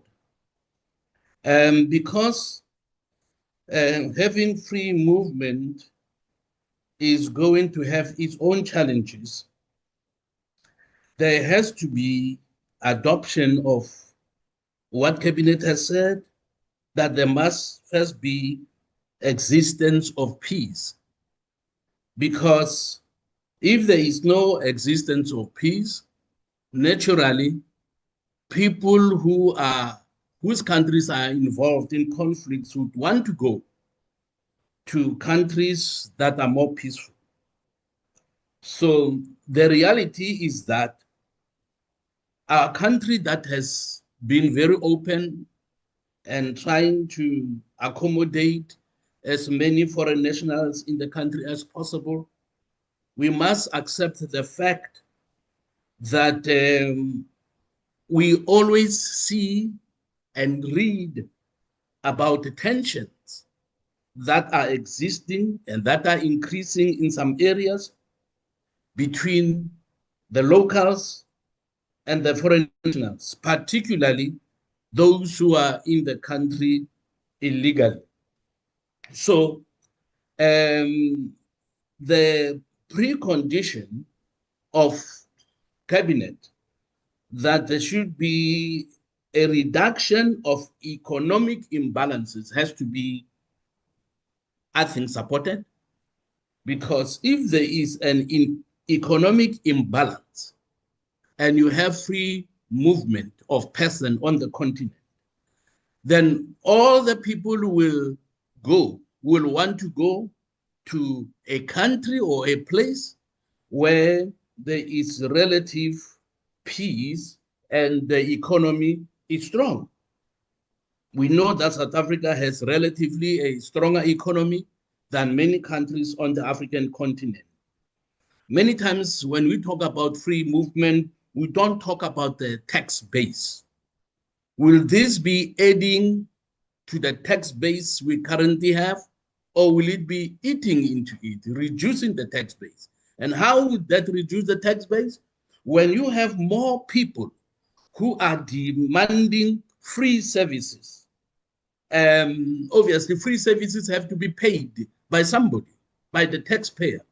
Now, when the tax base is not increasing and you have additional demand for free services, who will be paying for that? I think this is something that we need to consider because it's a reality. It is sad and painful to see many South Africans at hospitals refusing to allow foreign nationals to get medical attention. I mean, it is wrong. It is wrong. But some of them, when you ask them, but why would you do such a thing? They say, because our people are left out. We have family members who have medical needs, but they are always beaten to the queue. They do not get the sufficient medication they require. When you go inside, you are told that medicine is finished. There is no more medicine. Now, this boils down again to the tax base. There is no medication in hospitals that was given free of charge. Somebody paid for that. That's why I'm pleading with my colleagues that let us, when we talk about free movement, we all agree that it is important. But for now, ACDP believes in economic migration. It cannot just be migration of anybody and free movement. There is no passport needed, no visa needed. Everybody can come in who wants to, because we are in Africa. We want to ultimately have a borderless Africa. I don't think in the short term this would be viable. I'm not sure what's going to happen in the next 20 years, but I cannot see that happening now. You have hospitals that require more medication, that require more doctors, because the more the patients, the more the doctors you need, the more health workers you need, and you need money to be able to assist those people. And then you have schools, okay? Many classrooms are overflowing, and teaching is not of quality because teachers cannot give individual attention. Classes are increasing in size. You have a class that has more than 60 children, some even 100 per classroom, which is not real, if we want to have quality education for our children. I think, Mr. Chairperson, we need to prioritize issues of security. Now, I speak as a person who is a victim of crime in South Africa. Not once, a few times, a victim of crime. Now, the police would come and then they want to take fingerprints and they say, this person is not traceable because this person is a foreign national. Maybe this person is in the country illegally. So what do you do? What do we prioritize? People who are in the country illegally, because with this free movement of migration of persons, it is definitely not going to reduce the number of illegals in the country. It is going to increase them.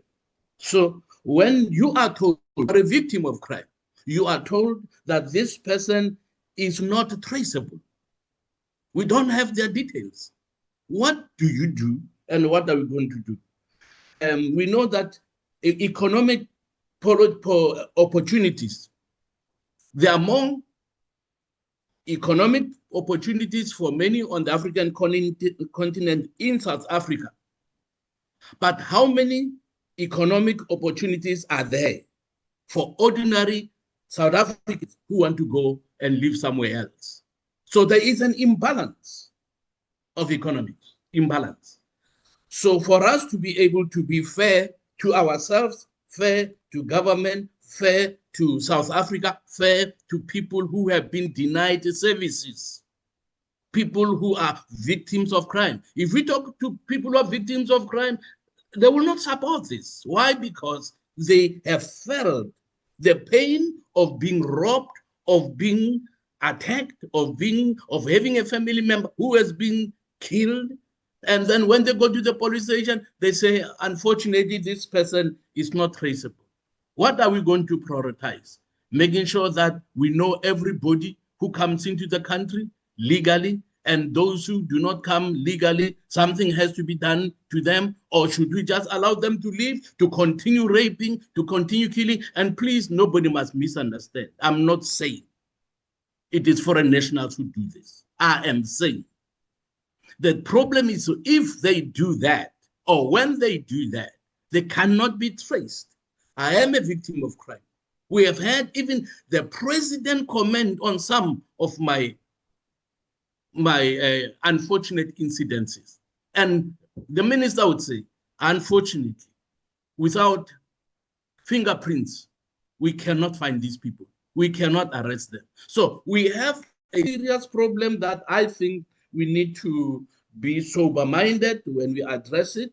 And the approach to this free movement and African passport must be a phased-in process. It cannot be done in the next 2, 3, 4 years. It has to be a phased-in approach. We need a phased-in approach with patience at the same time. So, having said that, Mr. Chairman, thank you for the opportunity. But it is important that when we talk about free movement, when we talk about investment, let's talk about economic migration. I support economic migration because those people will help to increase the tax base from where free services can be paid for. Thank you, Chairperson. Bye. Lebogile thata Moruti, lebogile thata Moruti. Honorable Muela. Thank you very much, Chair, and greetings to DM Maraga and DM Botes in the platform and all the presenters and everyone from DERCO, honorable members. Chair, let me start by indicating that we fully support the AU protocol and SADC protocol on the movement of persons.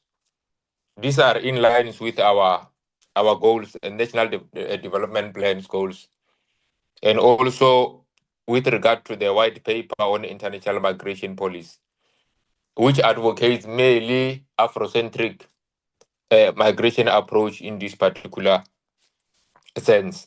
We are supporting this protocol, Chair, raising few concerns with regard to which have already pointed by most of our portfolio committee members, and also the presenters have mentioned very well that there is a security concerns in Africa and also in our region, SADC. In Mozambique, there are issues of security concern, and we are also showing the concern with regard to the economic situation in our country recently.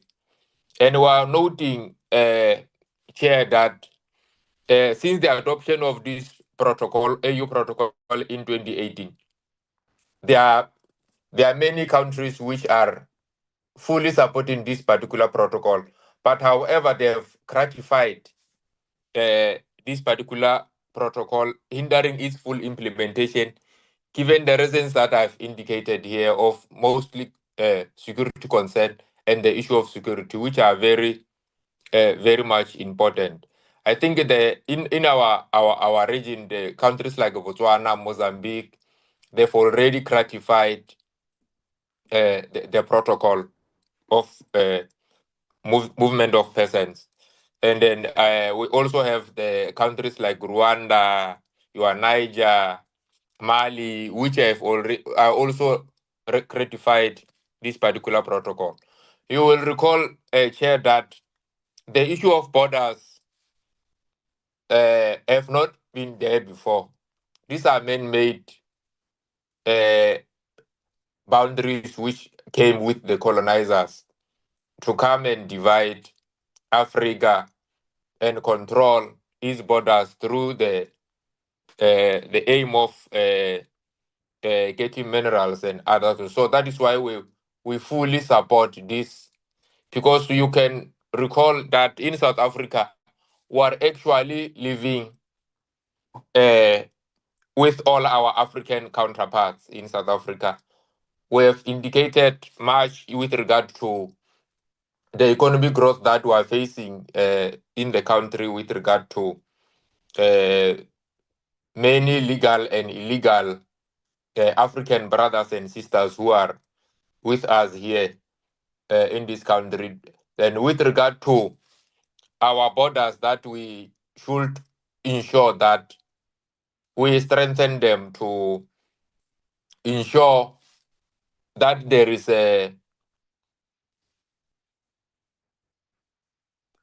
we must ensure that we strengthen our borders so that we comply with the migration laws of this country, and everyone who comes here complies. But if we have not yet dealt with those particular matters of border controls, strengthening of migrations and all those things, becomes very difficult to achieve this wonderful goal of uniting South Africa and bringing a Pan-Africanism where all African people come together with a shared African identity so that they are able to foster a more united Africa and promote free movement of people of Africa, where we all live in peace and where we are all free from any threats that might occur through these particular occurrences.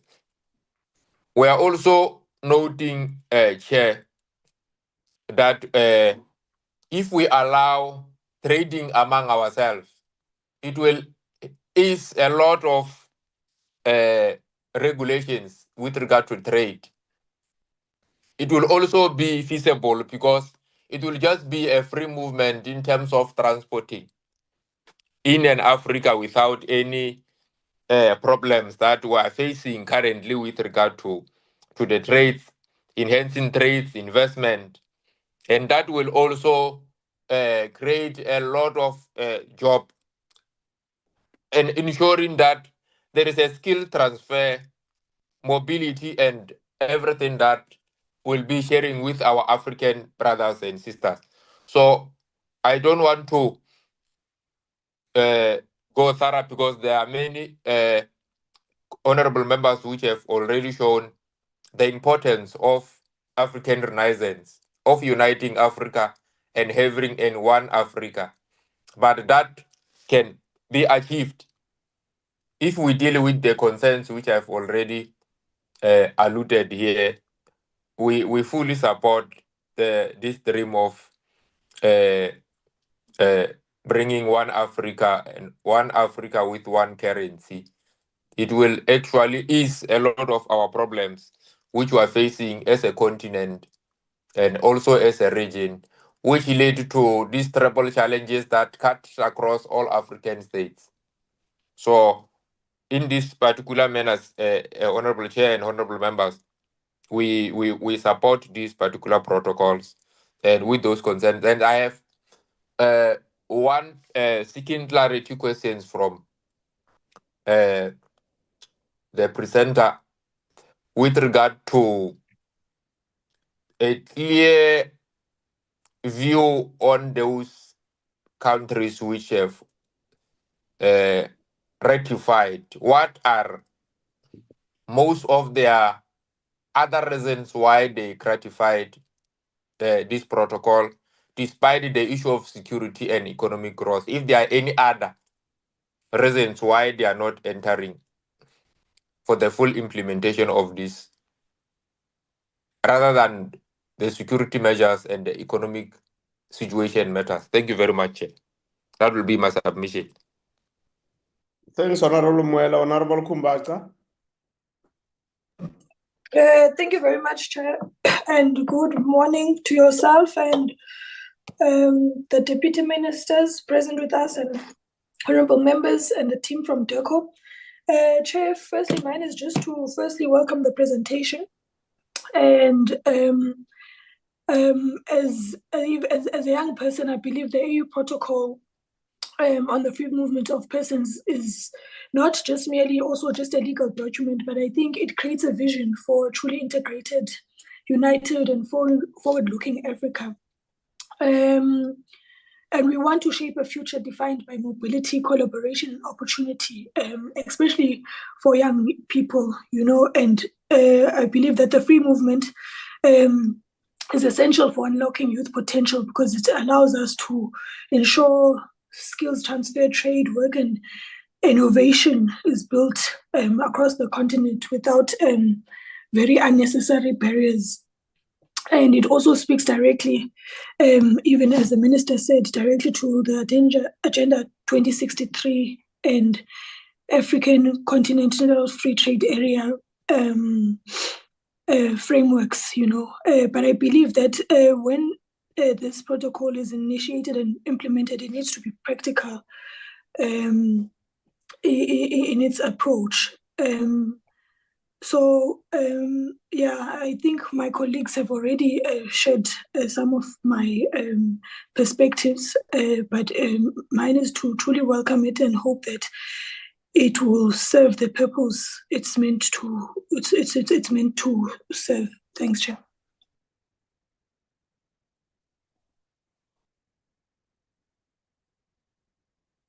Thank you very much. So I was muted. Thanks, Honorable Kubata. There is a CL hand. I don't know who is CL. CL?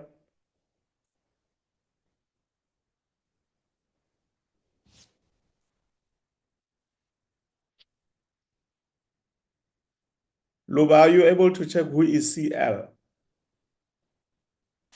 Okay, CL's hand is now down. Yeah, no, Chair, sorry about that. It's Chris Landsberg, Minister's advisor. Oh, CL is Chris Landsberg. Yeah, I'm so sorry that I go under pseudonym. You're welcome, my former lecturer. Thank you very much, Chair, colleagues, deputy ministers. So, Chair, let me just zero in on a couple of comments. A statement that is made to the effect that what are we doing for peace and security in Africa? Absolutely nothing. Surely such a statement cannot go unchallenged. If it wasn't for South Africa at the end of December, I can assure you I have my doubts whether we would have seen movement in terms of quelling the unfolding crisis in Mozambique. South Africa is currently engaging both Ethiopia and Eritrea about the conflict there. South Africa is seized with the matter in South Sudan. South Africa, even though everybody might think that the relationship between South Africa and Namibia on the one hand, and South Africa and Botswana on the other, is all peaceful, non-acrimonious, there are tense issues. And just because these things are not spelled out in the public glare does not mean that South Africa is not doing something. In fact, I wish to state that one of the things that keeps the minister and his two deputies very busy, led by the president, is of course to restore our relations with Africa, to encourage sound economic interaction that is of mutual benefit, and peace and security. In fact, peace and security, making peace and security throughout the continent and further afield, probably ranks as the DNA of our foreign policy.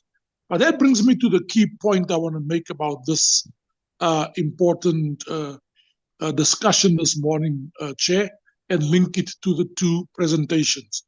Nobody has yet linked it to the national interests. And I want to make two observations. Some of the colleagues and honorables on the platform have referred to it. Indeed, I support the idea of a pragmatic approach that works for us. But one thing we should guard against, we seem to be enthusiastic about the African Continental Free Trade Agreement protocol and less enthusiastic about the free movement of people protocol for obvious and understandable reasons. But I think there are low-hanging fruits for South Africa in the area of free movement of people.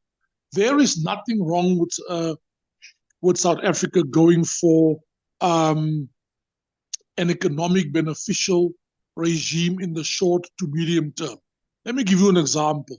When we had the BNC with Lesotho, those Basotho leaders were relentless. They simply would not budge on the idea that they deserve, at a minimum, a 90-day free visa exemption status and regime from South Africa. They just did not budge on that. So why can't, and a couple of the colleagues mentioned it, why can't we go for an approach that says politicians, counterparts of yourselves, academics, business people, and yes, students. The student issue in South Africa vis-a-vis its neighbors is a contentious issue. They battle to get the numbers right. The children from the region apply on time, but by the time their matters are resolved, you find that universities are already oversubscribed. But these are really small concessions that we can make that goes a long way to restoring our pro-Africa, pro-Pan-African agenda and credentials in the continent. In terms of the more difficult one of the free movement of people, and again, somebody did make reference to that, let's make it a bifurcated dual responsibility. So to the extent, for example, that there is stock theft going on between South Africans and Basotho on the border, involve the police and authorities on both sides and make it their responsibility. To the extent that there are undocumented immigrants in South Africa, make sure that the government of that particular country from which the immigrants, the illegal immigrants hail, play a role with South Africa in apprehending them, in making sure that they return to the host country. But we should guard against a reputation that we are the most stubborn country, of course, alongside Namibia and Botswana. It's not as if Namibia and Botswana do not follow strict immigration regimes. And I just leave you with this thought, Chair. The countries with the most progressive immigration policies are also the countries with the tightest border controls. And here, I would in particular like to refer to the Nordic countries, Sweden, Norway, Finland, Denmark. Those countries have real progressive human rights-based immigration policies. But if you think you're going to sneak through their borders and get there illegally, well, you should count yourself lucky and good luck to you. So in a nutshell, Chair, my contribution is just that there are low-hanging strategic fruits on the immigration front that we could make concessions on in the short to medium term, such as giving Lesotho that 90-day exemption for certain categories of Basotho. You can even take it to 180 days if you want to. And I just don't know what the hoo-ha is about not giving it to Lesotho, but we have a 12-year dispensation for Zimbabwe, for example. But please, this notion that we doing nothing in the continent, let's just get off that idea. It's not flying. Thank you, Chair. Okay, thank you very much, Chris. Honorable Muela, your hand is up again. Or is it an earlier hand? I'm sorry, Chair. It's a legacy hand. Sorry. Okay, thank you very much. Just before we give the Deputy Minister and the team to respond to some of the issues,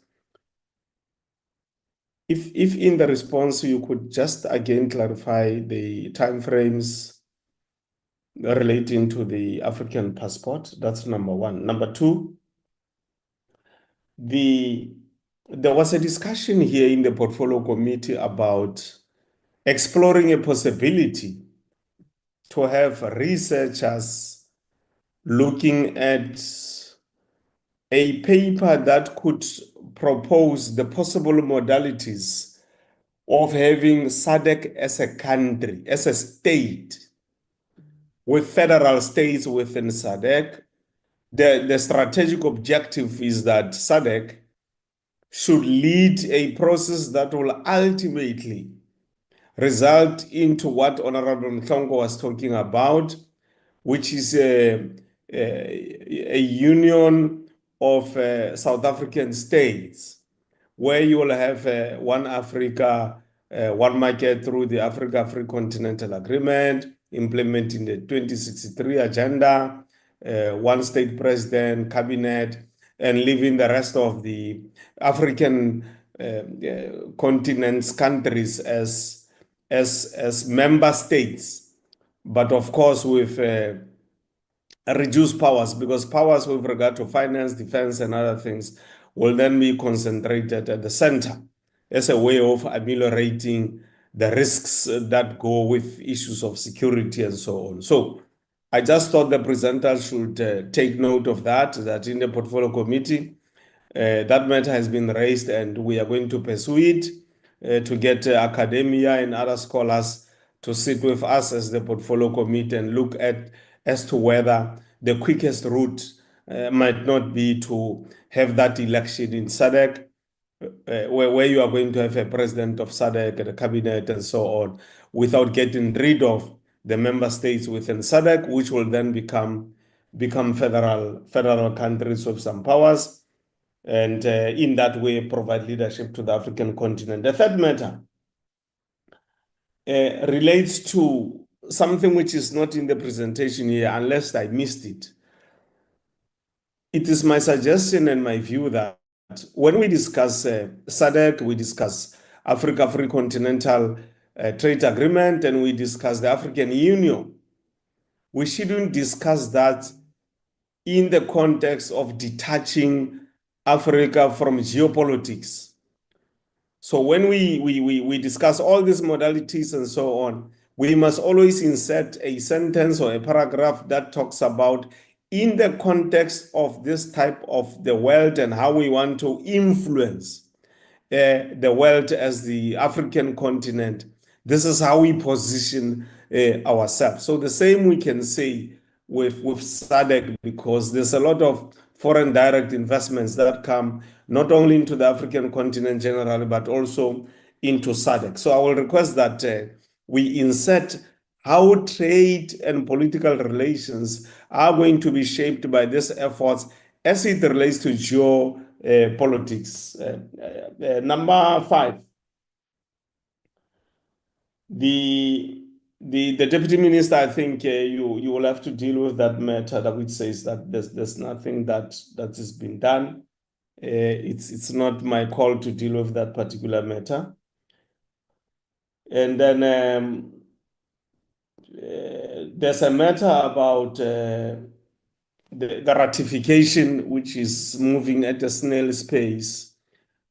I will suggest that, among other things that you may want to do to induce the quickening of the ratification, is to have some kind of a forum among member states that have done the ratification, so that those that are already done the ratification should not be waiting for the rest, but rather they can come together, start working together, start implementing, so that they can create conditions that can compel the rest of the remaining member states to then do the ratification. Linked to that, I think we must explore a possibility as South Africa is raising the matter in the AU and saying all member states of the AU, it should be taken as given, as automatic, that if you are in the AU, automatically the ratification in as far as the SADC protocols are concerned are automatic. So somehow that resolution will have to be worked out with lawyers and so on. It will obviously take into account member states' constitutions, but I think that resolution will then compel the remaining and food-drinking member states in doing the ratification to do it much quickly, because we are robbing future generations of massive, massive opportunities to turn things around. The last thing, I'm going to also suggest that as we do these things about SADC and so on and so forth, we also propose how we want to manage the elections. Honorable Tlongo has already suggested that, and I think we can start in SADC. We can start in SADC and say we can have a body that runs the elections in SADC, so that you don't have these uneven approaches to the elections. And linked to this point, this precondition that South Africa has put to say there must be stability first, and some of the countries that have supported South Africa, it's reasonable, but it has got inherent dangers. One of the dangers is there are many, many corporations and companies and individuals that thrive out of that instability, which we say has to be eliminated first before there's cooperation based on ratification, which means that them having observed that condition, that precondition, they can actually ensure that instability is sustained, so that whatever they benefit from the instability is sustained, and therefore you are unable to get ratification and get the necessary cooperation, and therefore you will not get the stability. So I will suggest that yes, the precondition is reasonable, but we must, as I said, all member states that are part of the AU arrangement, it should be assumed that legally you have at the same time assented to the ratification of the SADC protocol, so that we can eliminate the danger that comes from those who are from abroad and those who are here in the country, who will ensure that the instability continues because they benefit financially, economically, and other benefits accruing to them as a consequence of that instability. Deputy Minister Thandi Moraka, over to you and your team. Thank you very much once again, Chairperson and honorable members, for those inputs and comments that you have made to the presentations that were made by the team from DERCO and also our team from Home Affairs. I think, Chairperson, the team have taken note of all the inputs and questions that are seeking clarity. And I believe that they will then come in and be led by Acting DG Dlomo together with Dr. Siotula and Acting DDG Simons of Home Affairs to really try to clarify the issues as raised by honorable members here in this meeting. I think, Chairperson, the first thing we need to appreciate from the presentation as made by DDG Simons is that Cabinet has approved this issue on the AU protocol on the free movement of persons in the year 2021. And Mr. Simons has also indicated the issue that there were serious consultation processes that were followed, even here at home, with regard to the clusters that were consulted in the year 2018, 2019. And he also indicated that the process to review that particular protocol will be done in the next 5 years, meaning that in the year 2026, those reviews will then come into effect. And I think honorable members really need to help us as well through the legislative processes to make it a point that inputs are made in line with all the concerns of members that they've raised with regard to these particular protocols that are being submitted to cabinet, and ultimately they are going to be implemented by the government of this 7th administration. And I think, Chair, I thought I should highlight that particular point because it then gives members of this portfolio committee and members of the public at large to make their input known through that review process that will commence in the coming year, which is 2026. The other issues, Chair, that I believe we need to overemphasize in the meeting is that South Africa is a welcoming country for those people that are coming to the country through legal means. And this is an issue, Chair, that we always emphasize to our counterparts in the continent and those that are even outside the continent. Because the reason I'm raising this issue, Chair, is that we are perceived in the continent as people that are xenophobic, that are homophobic, and I believe that ourselves as DERCO, together with the portfolio committee members, we need to dispel this kind of notions that are really making us to look in that manner in the eyes of our African brothers and sisters in the continent and in the entire globe, because we need to overemphasize that we are a sovereign state, and these protocols are not taking away our sovereignty as a state. We do have laws and regulatory frameworks that needs to be adhered to for people that wish to the country for economic purposes and for any other reasons that they deem fit that they need to come to the country.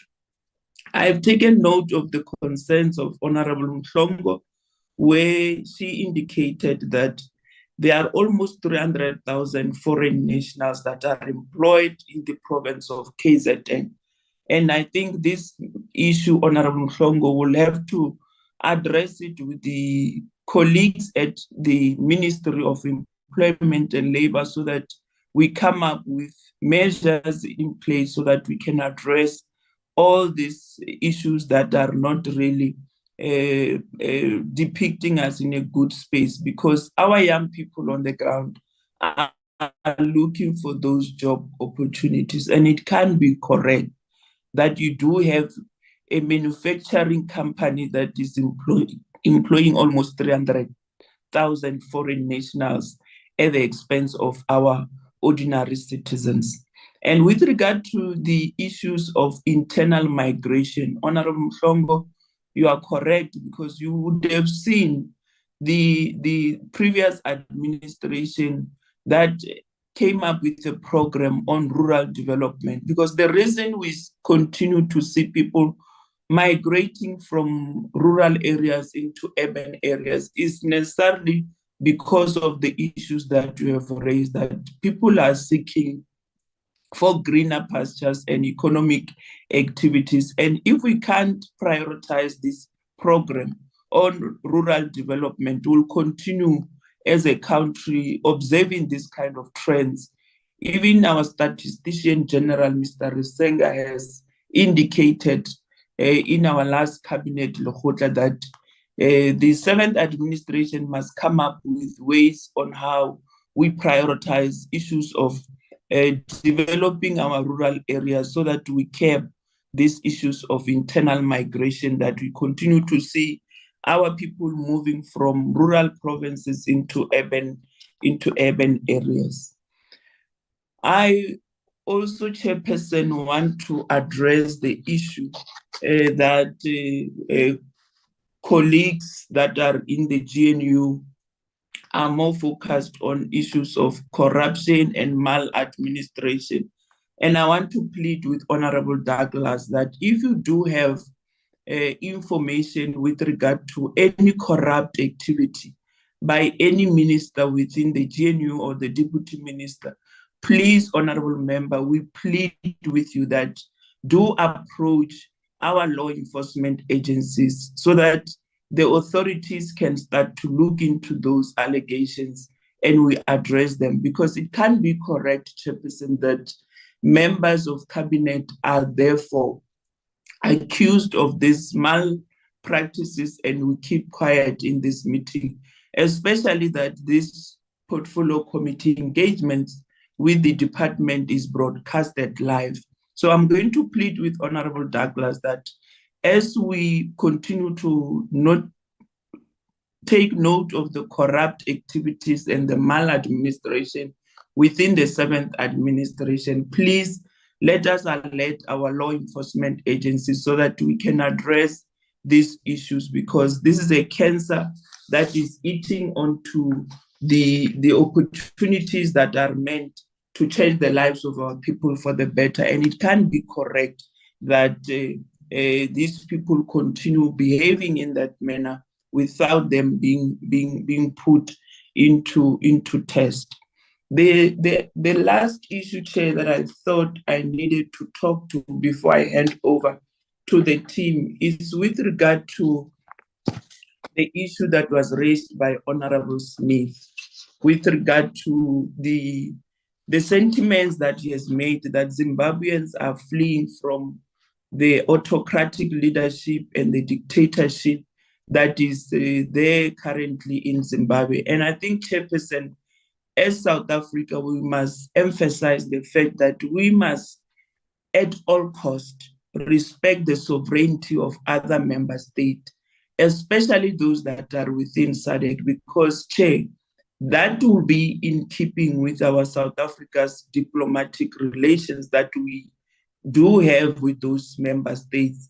It can be correct that Honorable Member Smith speaks this much about the current regime in Zimbabwe of being a dictator and also being of an autocratic leadership. And I think, Honorable Chair, I'm going to leave this issue to you because this matter is not being raised for the first time by honorable members with regard to the leadership of Zimbabwe currently, as it is being characterized in that particular manner.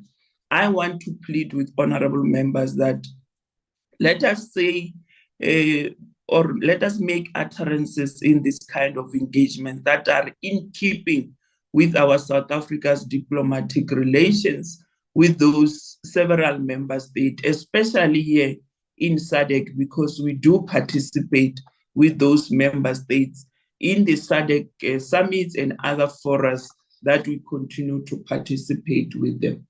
And I think, Chair, on the issue that you have raised with regard to the time frames for the issuance of an African passport, the colleagues from Home Affairs can talk to that, and other issues of the ratification wherein it is moving in a snail pace, and what then happens to those countries that have complied with the ratification process, should they wait for those that have not complied. I think colleagues are here. They've taken note of your concerns, Chairperson. They'll be able to better explain the issues. With regard to the election observer missions, I would also request DG Dlomo to also talk to what do we do in the continent every time when countries do hold their elections, because I know this year we do have 2 countries within SADC that are due for their general elections, and they can talk to portfolio committee members and indicate what is it that we do every time when there are elections in the continent, and especially in SADC, so that we bring about peace and stability in the continent. I want to fully agree with what Reverend Meshe says, to say that peace and security should be the bedrock of our protocol for free movement of persons in the continent. I fully agree with you, Honorable Meshe and Honorable Moela, and also Honorable Kumbacha, because if we can't prioritize issues of peace, we are therefore going to be exposed to issues wherein people who are running away from peaceful issues in their country will come to South Africa for their own safety. So I think what we are dealing with in terms of the review process will make it a point that as Cabinet is reviewing that process next year, will overemphasize on the need to prioritize peace, security, and stability before we could start to move and implement this kind of protocols. I'll hand over to the colleagues, Dr. Siotulo, Dr. Dlomo, and also DDG Simons, to talk to the technical issues that I did not cover. Thank you very much. Thank you very much, DM, especially for calling me a doctor, and thank you to the honorable members of the Portfolio Committee and for all the responses which were made in terms of our presentation. I'll just highlight a few things, and Dr. Siotulo will come in. Chairperson, we appreciate your suggestions on the way forward, particularly in terms of the Portfolio Committee inviting researchers to highlight some of these issues which government has been engaging with, and also the difficulties, but also the opportunities. I think we must reiterate that the agenda for the integration of SADC has been going on and is incremental in the way it works. In the presentation, we did point out that there's visa-free area in SADC. Visas are not needed from SADC members when they come to South Africa. There are interactions between SADC and the rest of the world where we go in as SADC in terms of the structured mechanisms, for instance, SADC and the EU. And there are other mechanisms where we interact as SADC with other regions as well. Of course, one of the areas which the Portfolio Committee could consider going forward is to engage as SADC members of parliament, coming from all members of SADC, having a session where they can also reflect on how to do better in the integration of SADC and the whole continent. Of course, in terms of the enablers, Excellencies, if I can say that, the list of enablers are meant to strengthen Africa in a way that, as we have pointed out and Excellencies have pointed out in different ways, insecurity and instability is a global crisis right now.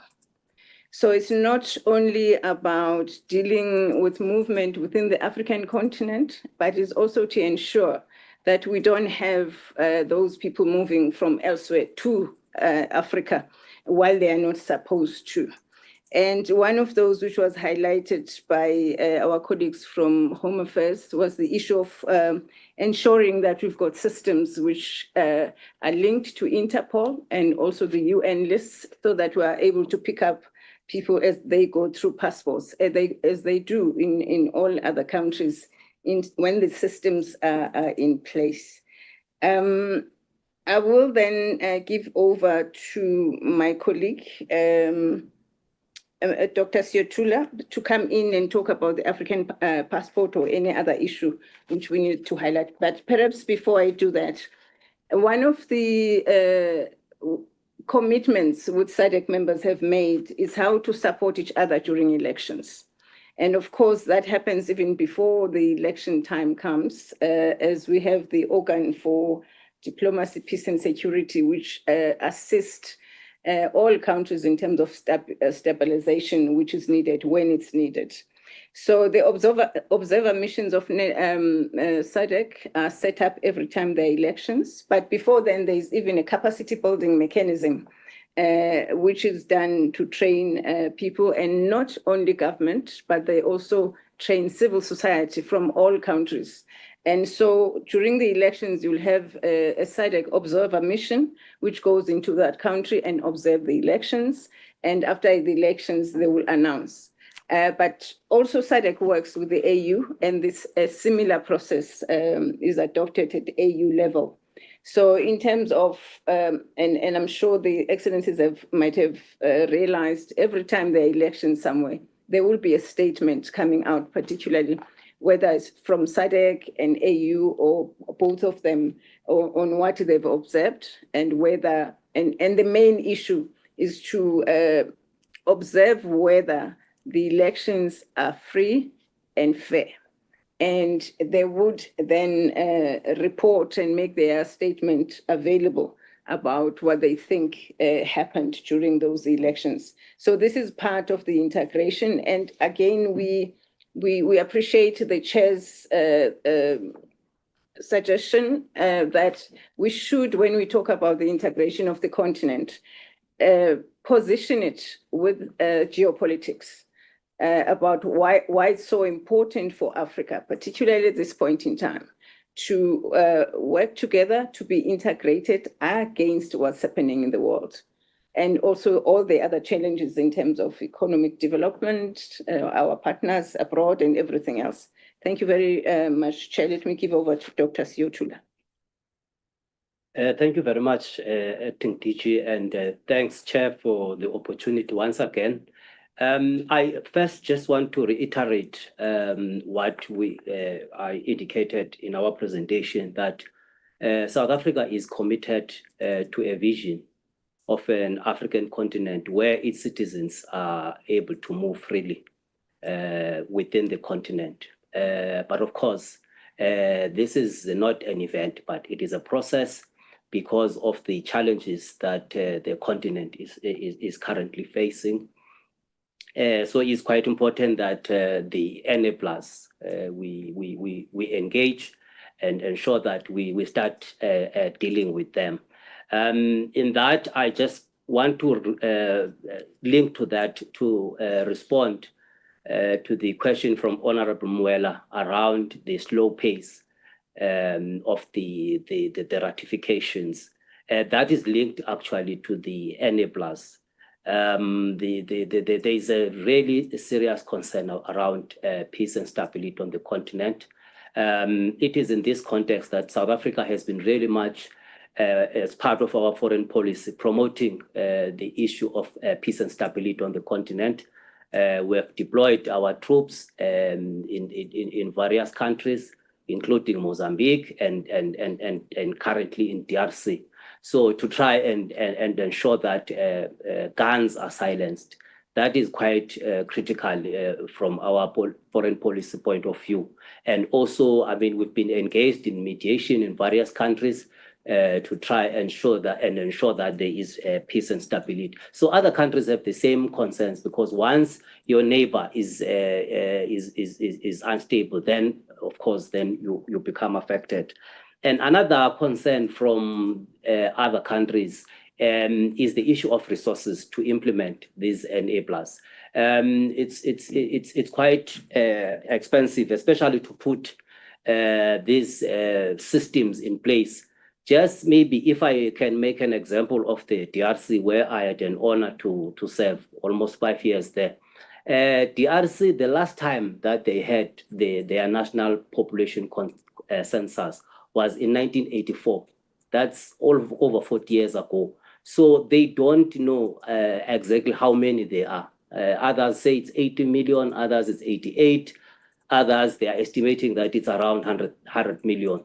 So, and it's, I mean, census is quite expensive to conduct, especially I mean, in a vast country without a proper road infrastructure to do. It costs billions of dollars, which most of these countries, they don't have. So that is one of the issues that some countries have highlighted, that it's just way too expensive for them to put in place these systems. But as South Africa, we continue to engage them through appropriate platforms, working closely with, or indeed, of course, with Home Affairs, as well as, in forums like your specialized technical committees within the African Union. So we are engaging to make sure that there is progress in trying to also work with our African brothers and sisters to address some of these challenges so that we move forward, especially within SADC. But as we indicated, it's important for us to ensure that at least the NA plus are addressed. And then in terms of the African passport, as I indicated in my presentation, that there's already a decision which was taken back in 2019, an AU Assembly decision, which talks about the design as well as the production and how it should have. Because a passport is also a safety issue. It should have necessary safety features like your biometrics. So that is also important. But the decision is already there. But of course, to have it implemented will be determined by the progress in terms of the building blocks towards realizing this free movement of persons. So I think I just wanted to respond on that. I think the colleagues from Home Affairs can chip in and also come in and answer some of the, or respond to some of the questions or comments that were raised. Thank you.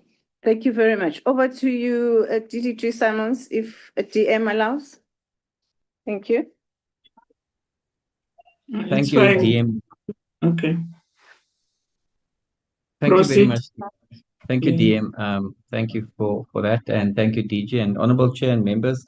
So I'm going to respond with my colleague, who's Sitlem Tiani, who's the head of our policy unit, who's going to speak more about our project we have with Lesotho now, our ETA electronic travel authorization, participation in the AU forums as well. But I want to touch on the visa parts and the visa exemption and visa agreements that aligns ourselves and approach with what Cabinet agreed to in May 2021, is that we should engage in bilaterals and discussions with visa exemption on African countries. So let me start by saying that one of the key criteria for entering into a visa agreement with any country is a report, security report from State Security Agency. It's a report from DIRCO as a partner. It's ourselves as the Department of Home Affairs looking at trends and patterns of movements of persons, of illegality between the countries, of deportations, applications for asylums, etc.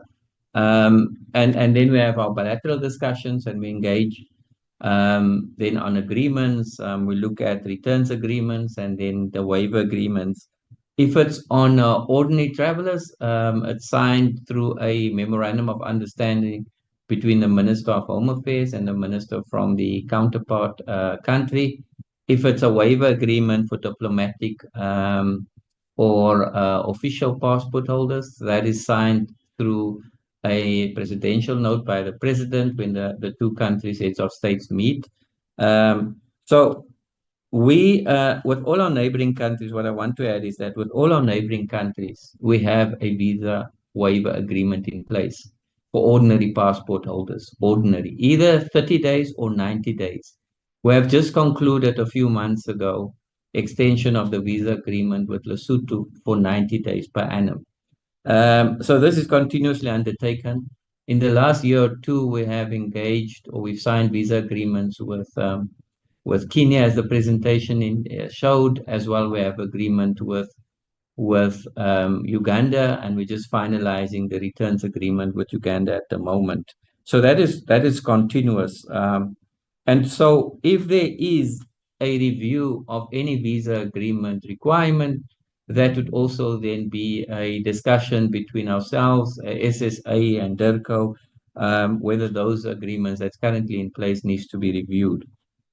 In terms of what we're doing in terms of the visa regime, and Professor Lundberg, when he responded and he advised on how we should look at our visa regime and use that for freer movement. Our department is busy in a project called Operation Vulundlela with the President, which started in 2023, to really review and basically turn upside down our visa regime that we have, so that we make it more easier for travel, for business, for study, etc. We have already reduced the requirements for visa, and we'll continuously doing that. We're in the process of developing a scheme for students. We've been approached by USAF, the Universities of South Africa Forum, to assist them with student visas, and we are probably this year will launch that particular scheme that will really assist students that want to study in South Africa. Similarly, a year ago, in 2023, we launched what's called a trusted employer scheme. These are for multinationals, big employers, to really acquire visas for workers or business persons much quicker, reduce requirements, and that has been loaded throughout. And we will extend that further in the next few months for a second phase of intake, because it's become very popular. And we have a category of visa for business persons, business travel on the continent, longer term, multiple entry visas that we can issue to business persons, which we then launched also to facilitate the movement in the continent for students, business. And in terms of ordinary travelers, we have in 2021 launched the e-visa system that you can apply online for a visa. It's electronic visa that's issued to you online as well. So that is all initiatives and schemes and projects that we have launched in the Department of Home Affairs. But just in conclusion, Chair, I want to say that there are 55 member states on the African continent. 31 of them, which is 56%, have some sort of a visa waiver agreement with South Africa currently that's existing.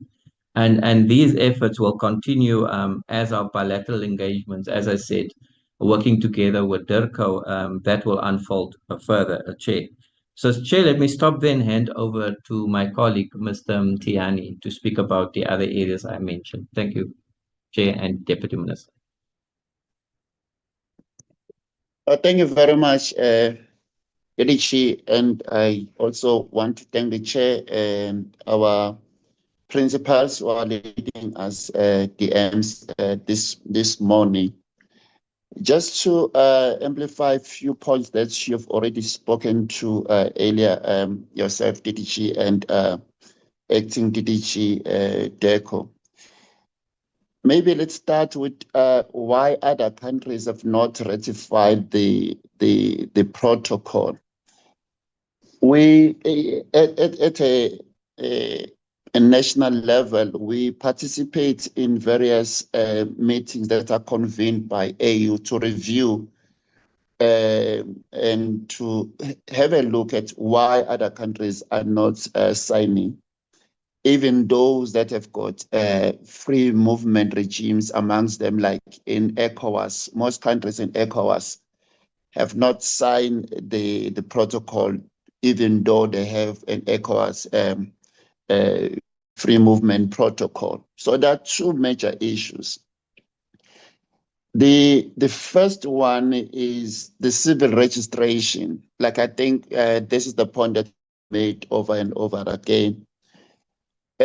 Most countries are still very manual on how they document their people, where they do, but where they, in other cases, like as it was reported earlier on, like DRC, even themselves, they don't know who is a national there up until you take a passport. So birth registration and issuance of ID documents is still a challenge in Africa, and that affects many countries, and they have raised this as the reason for not signing and or even ratifying the protocol. Because even those 8 that have signed, as long as they've not ratified, it makes no, it doesn't improve our situation in the continent. The second issue that is normally used is visas themselves. They're a source of revenue for these countries. So as soon as they remove visa requirements, you then have a revenue work stream or stream rather that you have lost. So that is the second issue that is being raised. Some countries instead, when they don't require you to apply for visa, they then say you can apply for visa on arrival. And the reason why they're saying that is so that they don't lose this revenue stream. And by the way, visas for South Africa are the cheapest in the continent. For instance, if you need a visitor's visa to come to South Africa, it's only 425 rand.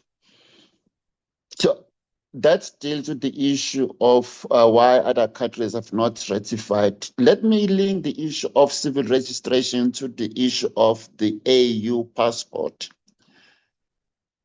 I think there's an honorable member who spoke about the Schengen area, how they are dealing with immigration. There, the need for civil registration, if they were not able to verify you on this, on each member state, if it's not able to verify you, then it becomes impossible for you to travel, basically, even if you are within the Schengen area or you are from EU. So the issue of civil registration is a serious dependency for us to concede to the African passport. So is the reason that has been raised by other countries. This is the African passport should have been implemented in 2023, but you can't until you deal with the issue of civil registration. So it will be difficult, Chair and honorable members, to give time frames on when it will be possible for South Africa to implement the African passport. I think, Chair, it's also important as we deal with these issues to also understand what are the implications for our passports now. I mean, South African passport.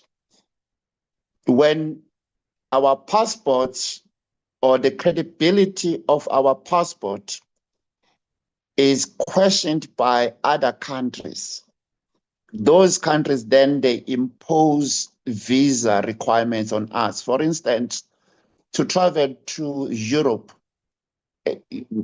most European countries require visa from us. I mean, for ordinary passport. It's never used to be like that, Chair.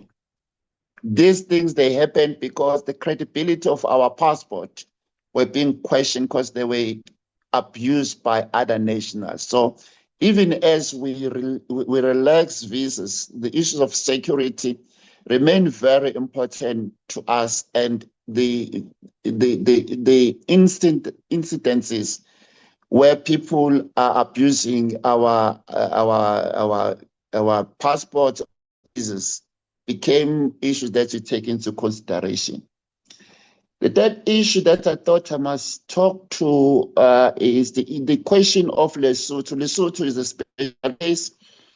Hence, in 2023, the BNC between Lesotho and South Africa took a decision that a Pan-African migration model should be developed that will take into consideration that Lesotho is a complete enclave.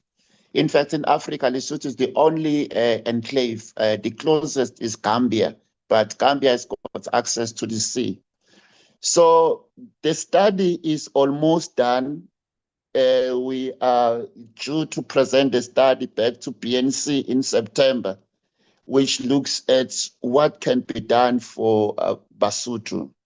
But I think it's important, Chair, to mention that after the BNC this year in April, a decision was taken to issue a 90-day visitor's visa for Basotho. This applies for South Africans as well who want to visit Lesotho. So what does it mean? It means a Lesotho national now qualifies to be issued with a visa that entitles that person to stay in South Africa only for visits. It doesn't include work or business, only for visits for up to 90 days per visit. So it means it's renewable at the end of the 90 days. It's renewable. It used to be 30 days, and it has been increased now to 90 days. So that is the case about Lesotho. The fourth issue is with regard to the white paper. Honorable members will be aware that the minister is seized with the draft amended white paper that will be taken to cabinet for approval this year, and then later it will be converted into a bill. As we are revising the white paper, we are also we are keeping the Pan-African perspective on dealing with issues of international migration. I think the issue about the opportunity we have again next year of reconsidering how we have our position, it's something that I think through our principles will be taken to cabinet. I think the next issue, Chair, which our minister has been driving is, and it's now a national priority, is the issue of digital transformation of the state. We are also putting a lot of efforts in this space in the visa regime.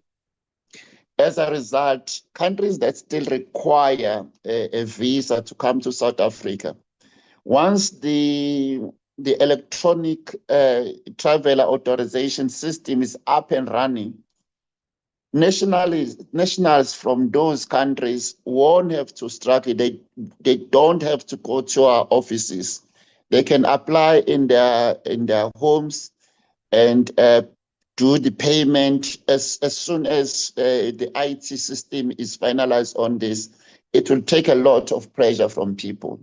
And as DDG Simons was saying, those who are frequent travelers to South Africa, business persons, academics, they have access to a long-term multiple entry visa. So once you have that visa issued to you, it means you do not have to go and visit our embassies for the renewal of your visa. As I've mentioned, that we are participating in AU meetings that are looking at the reason why other member states are not signing. Chair, I'm happy to report that even this week, we've got our colleagues from Home Affairs and DECO who are attending a meeting in Tanzania that is looking at this issue. The report from that meeting will also be brought to our principals for consideration. I think, Chair and honorable members, I will end there, having covered the issues that I was supposed to respond to. Thank you very much.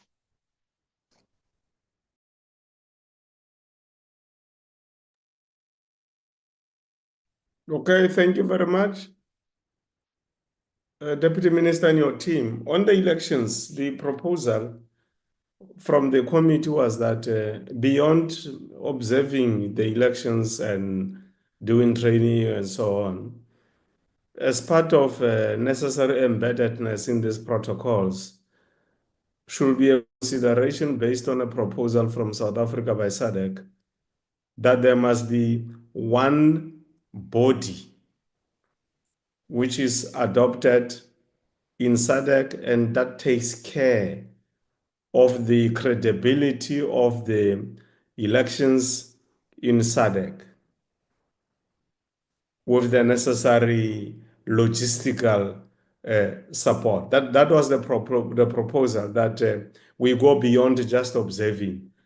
It might not be IEC, it might be something else, but something like the IEC of SADC, where there will be nobody who will raise questions about the credibility of the elections, because SADC will have adopted similar protocols and based on that body of the elections.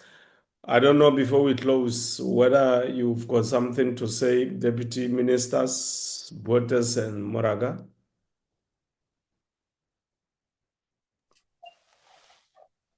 Thank you, Chairperson. We have taken note of that particular recommendation by the Portfolio Committee, especially when it comes to putting in place a body that would really look at the issues of going beyond observing elections in the continent and making sure that we do that for the SADC countries, and also making sure that they do get to be integrated with our electoral independent electoral agencies that have been doing the work in the region. I think even last week, I happened to engage with an international body that really is going to be based here in South Africa, that will really help us to move swiftly on this issue that you are raising, Chairperson. And I think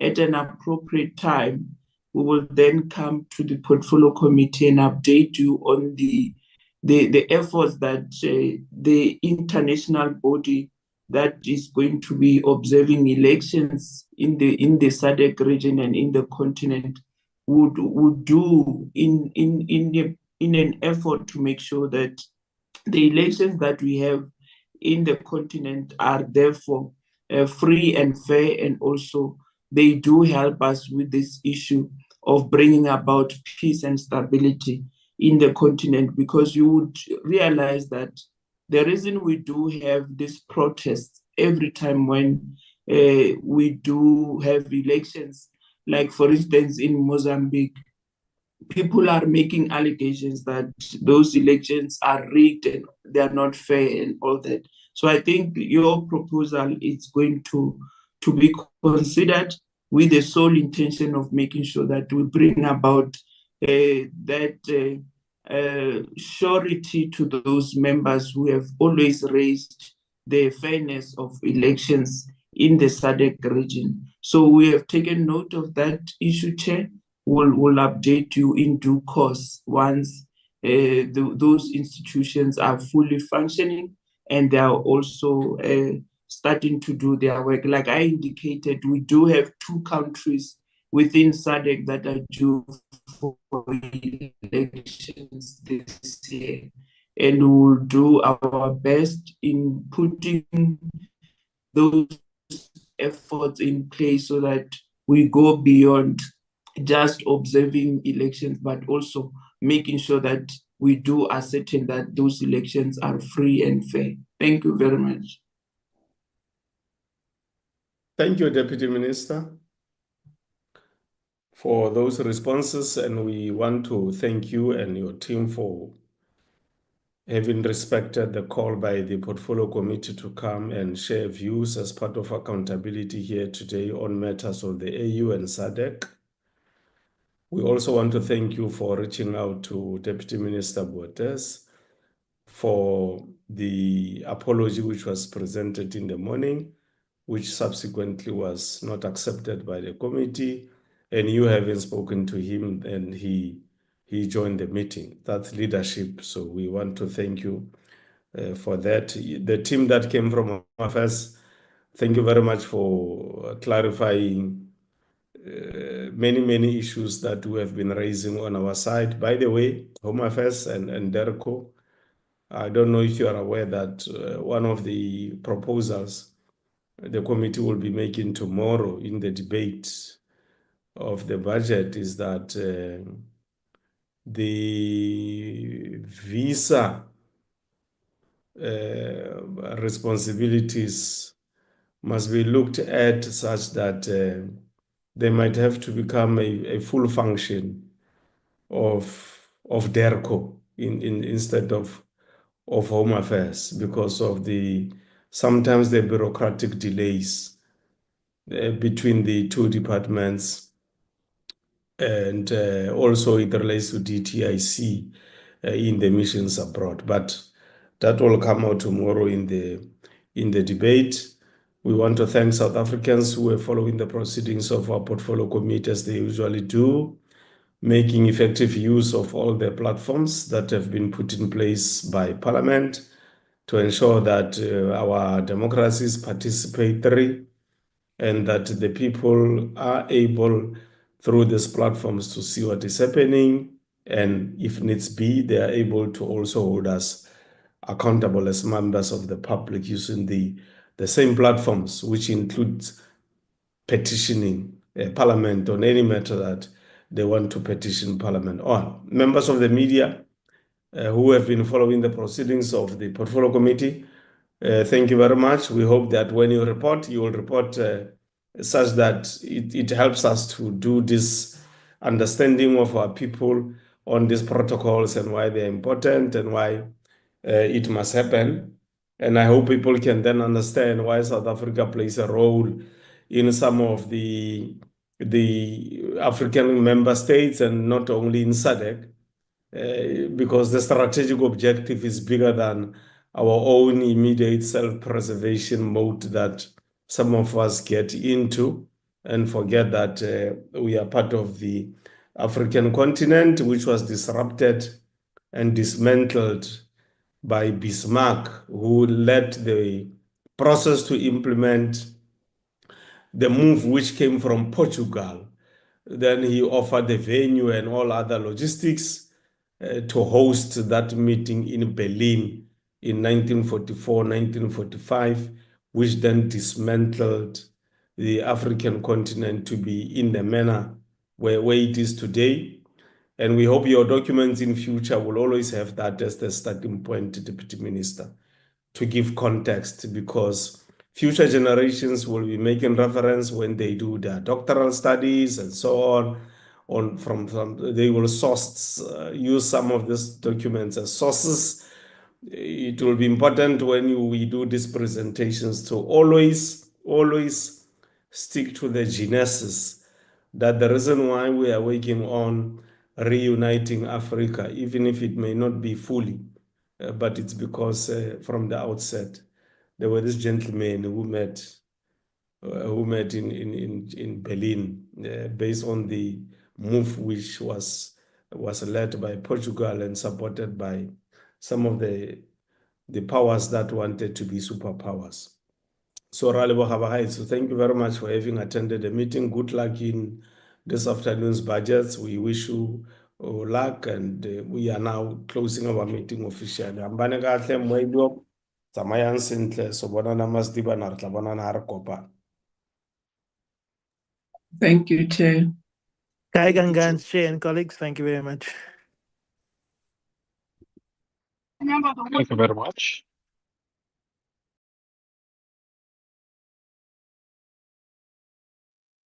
Thank you.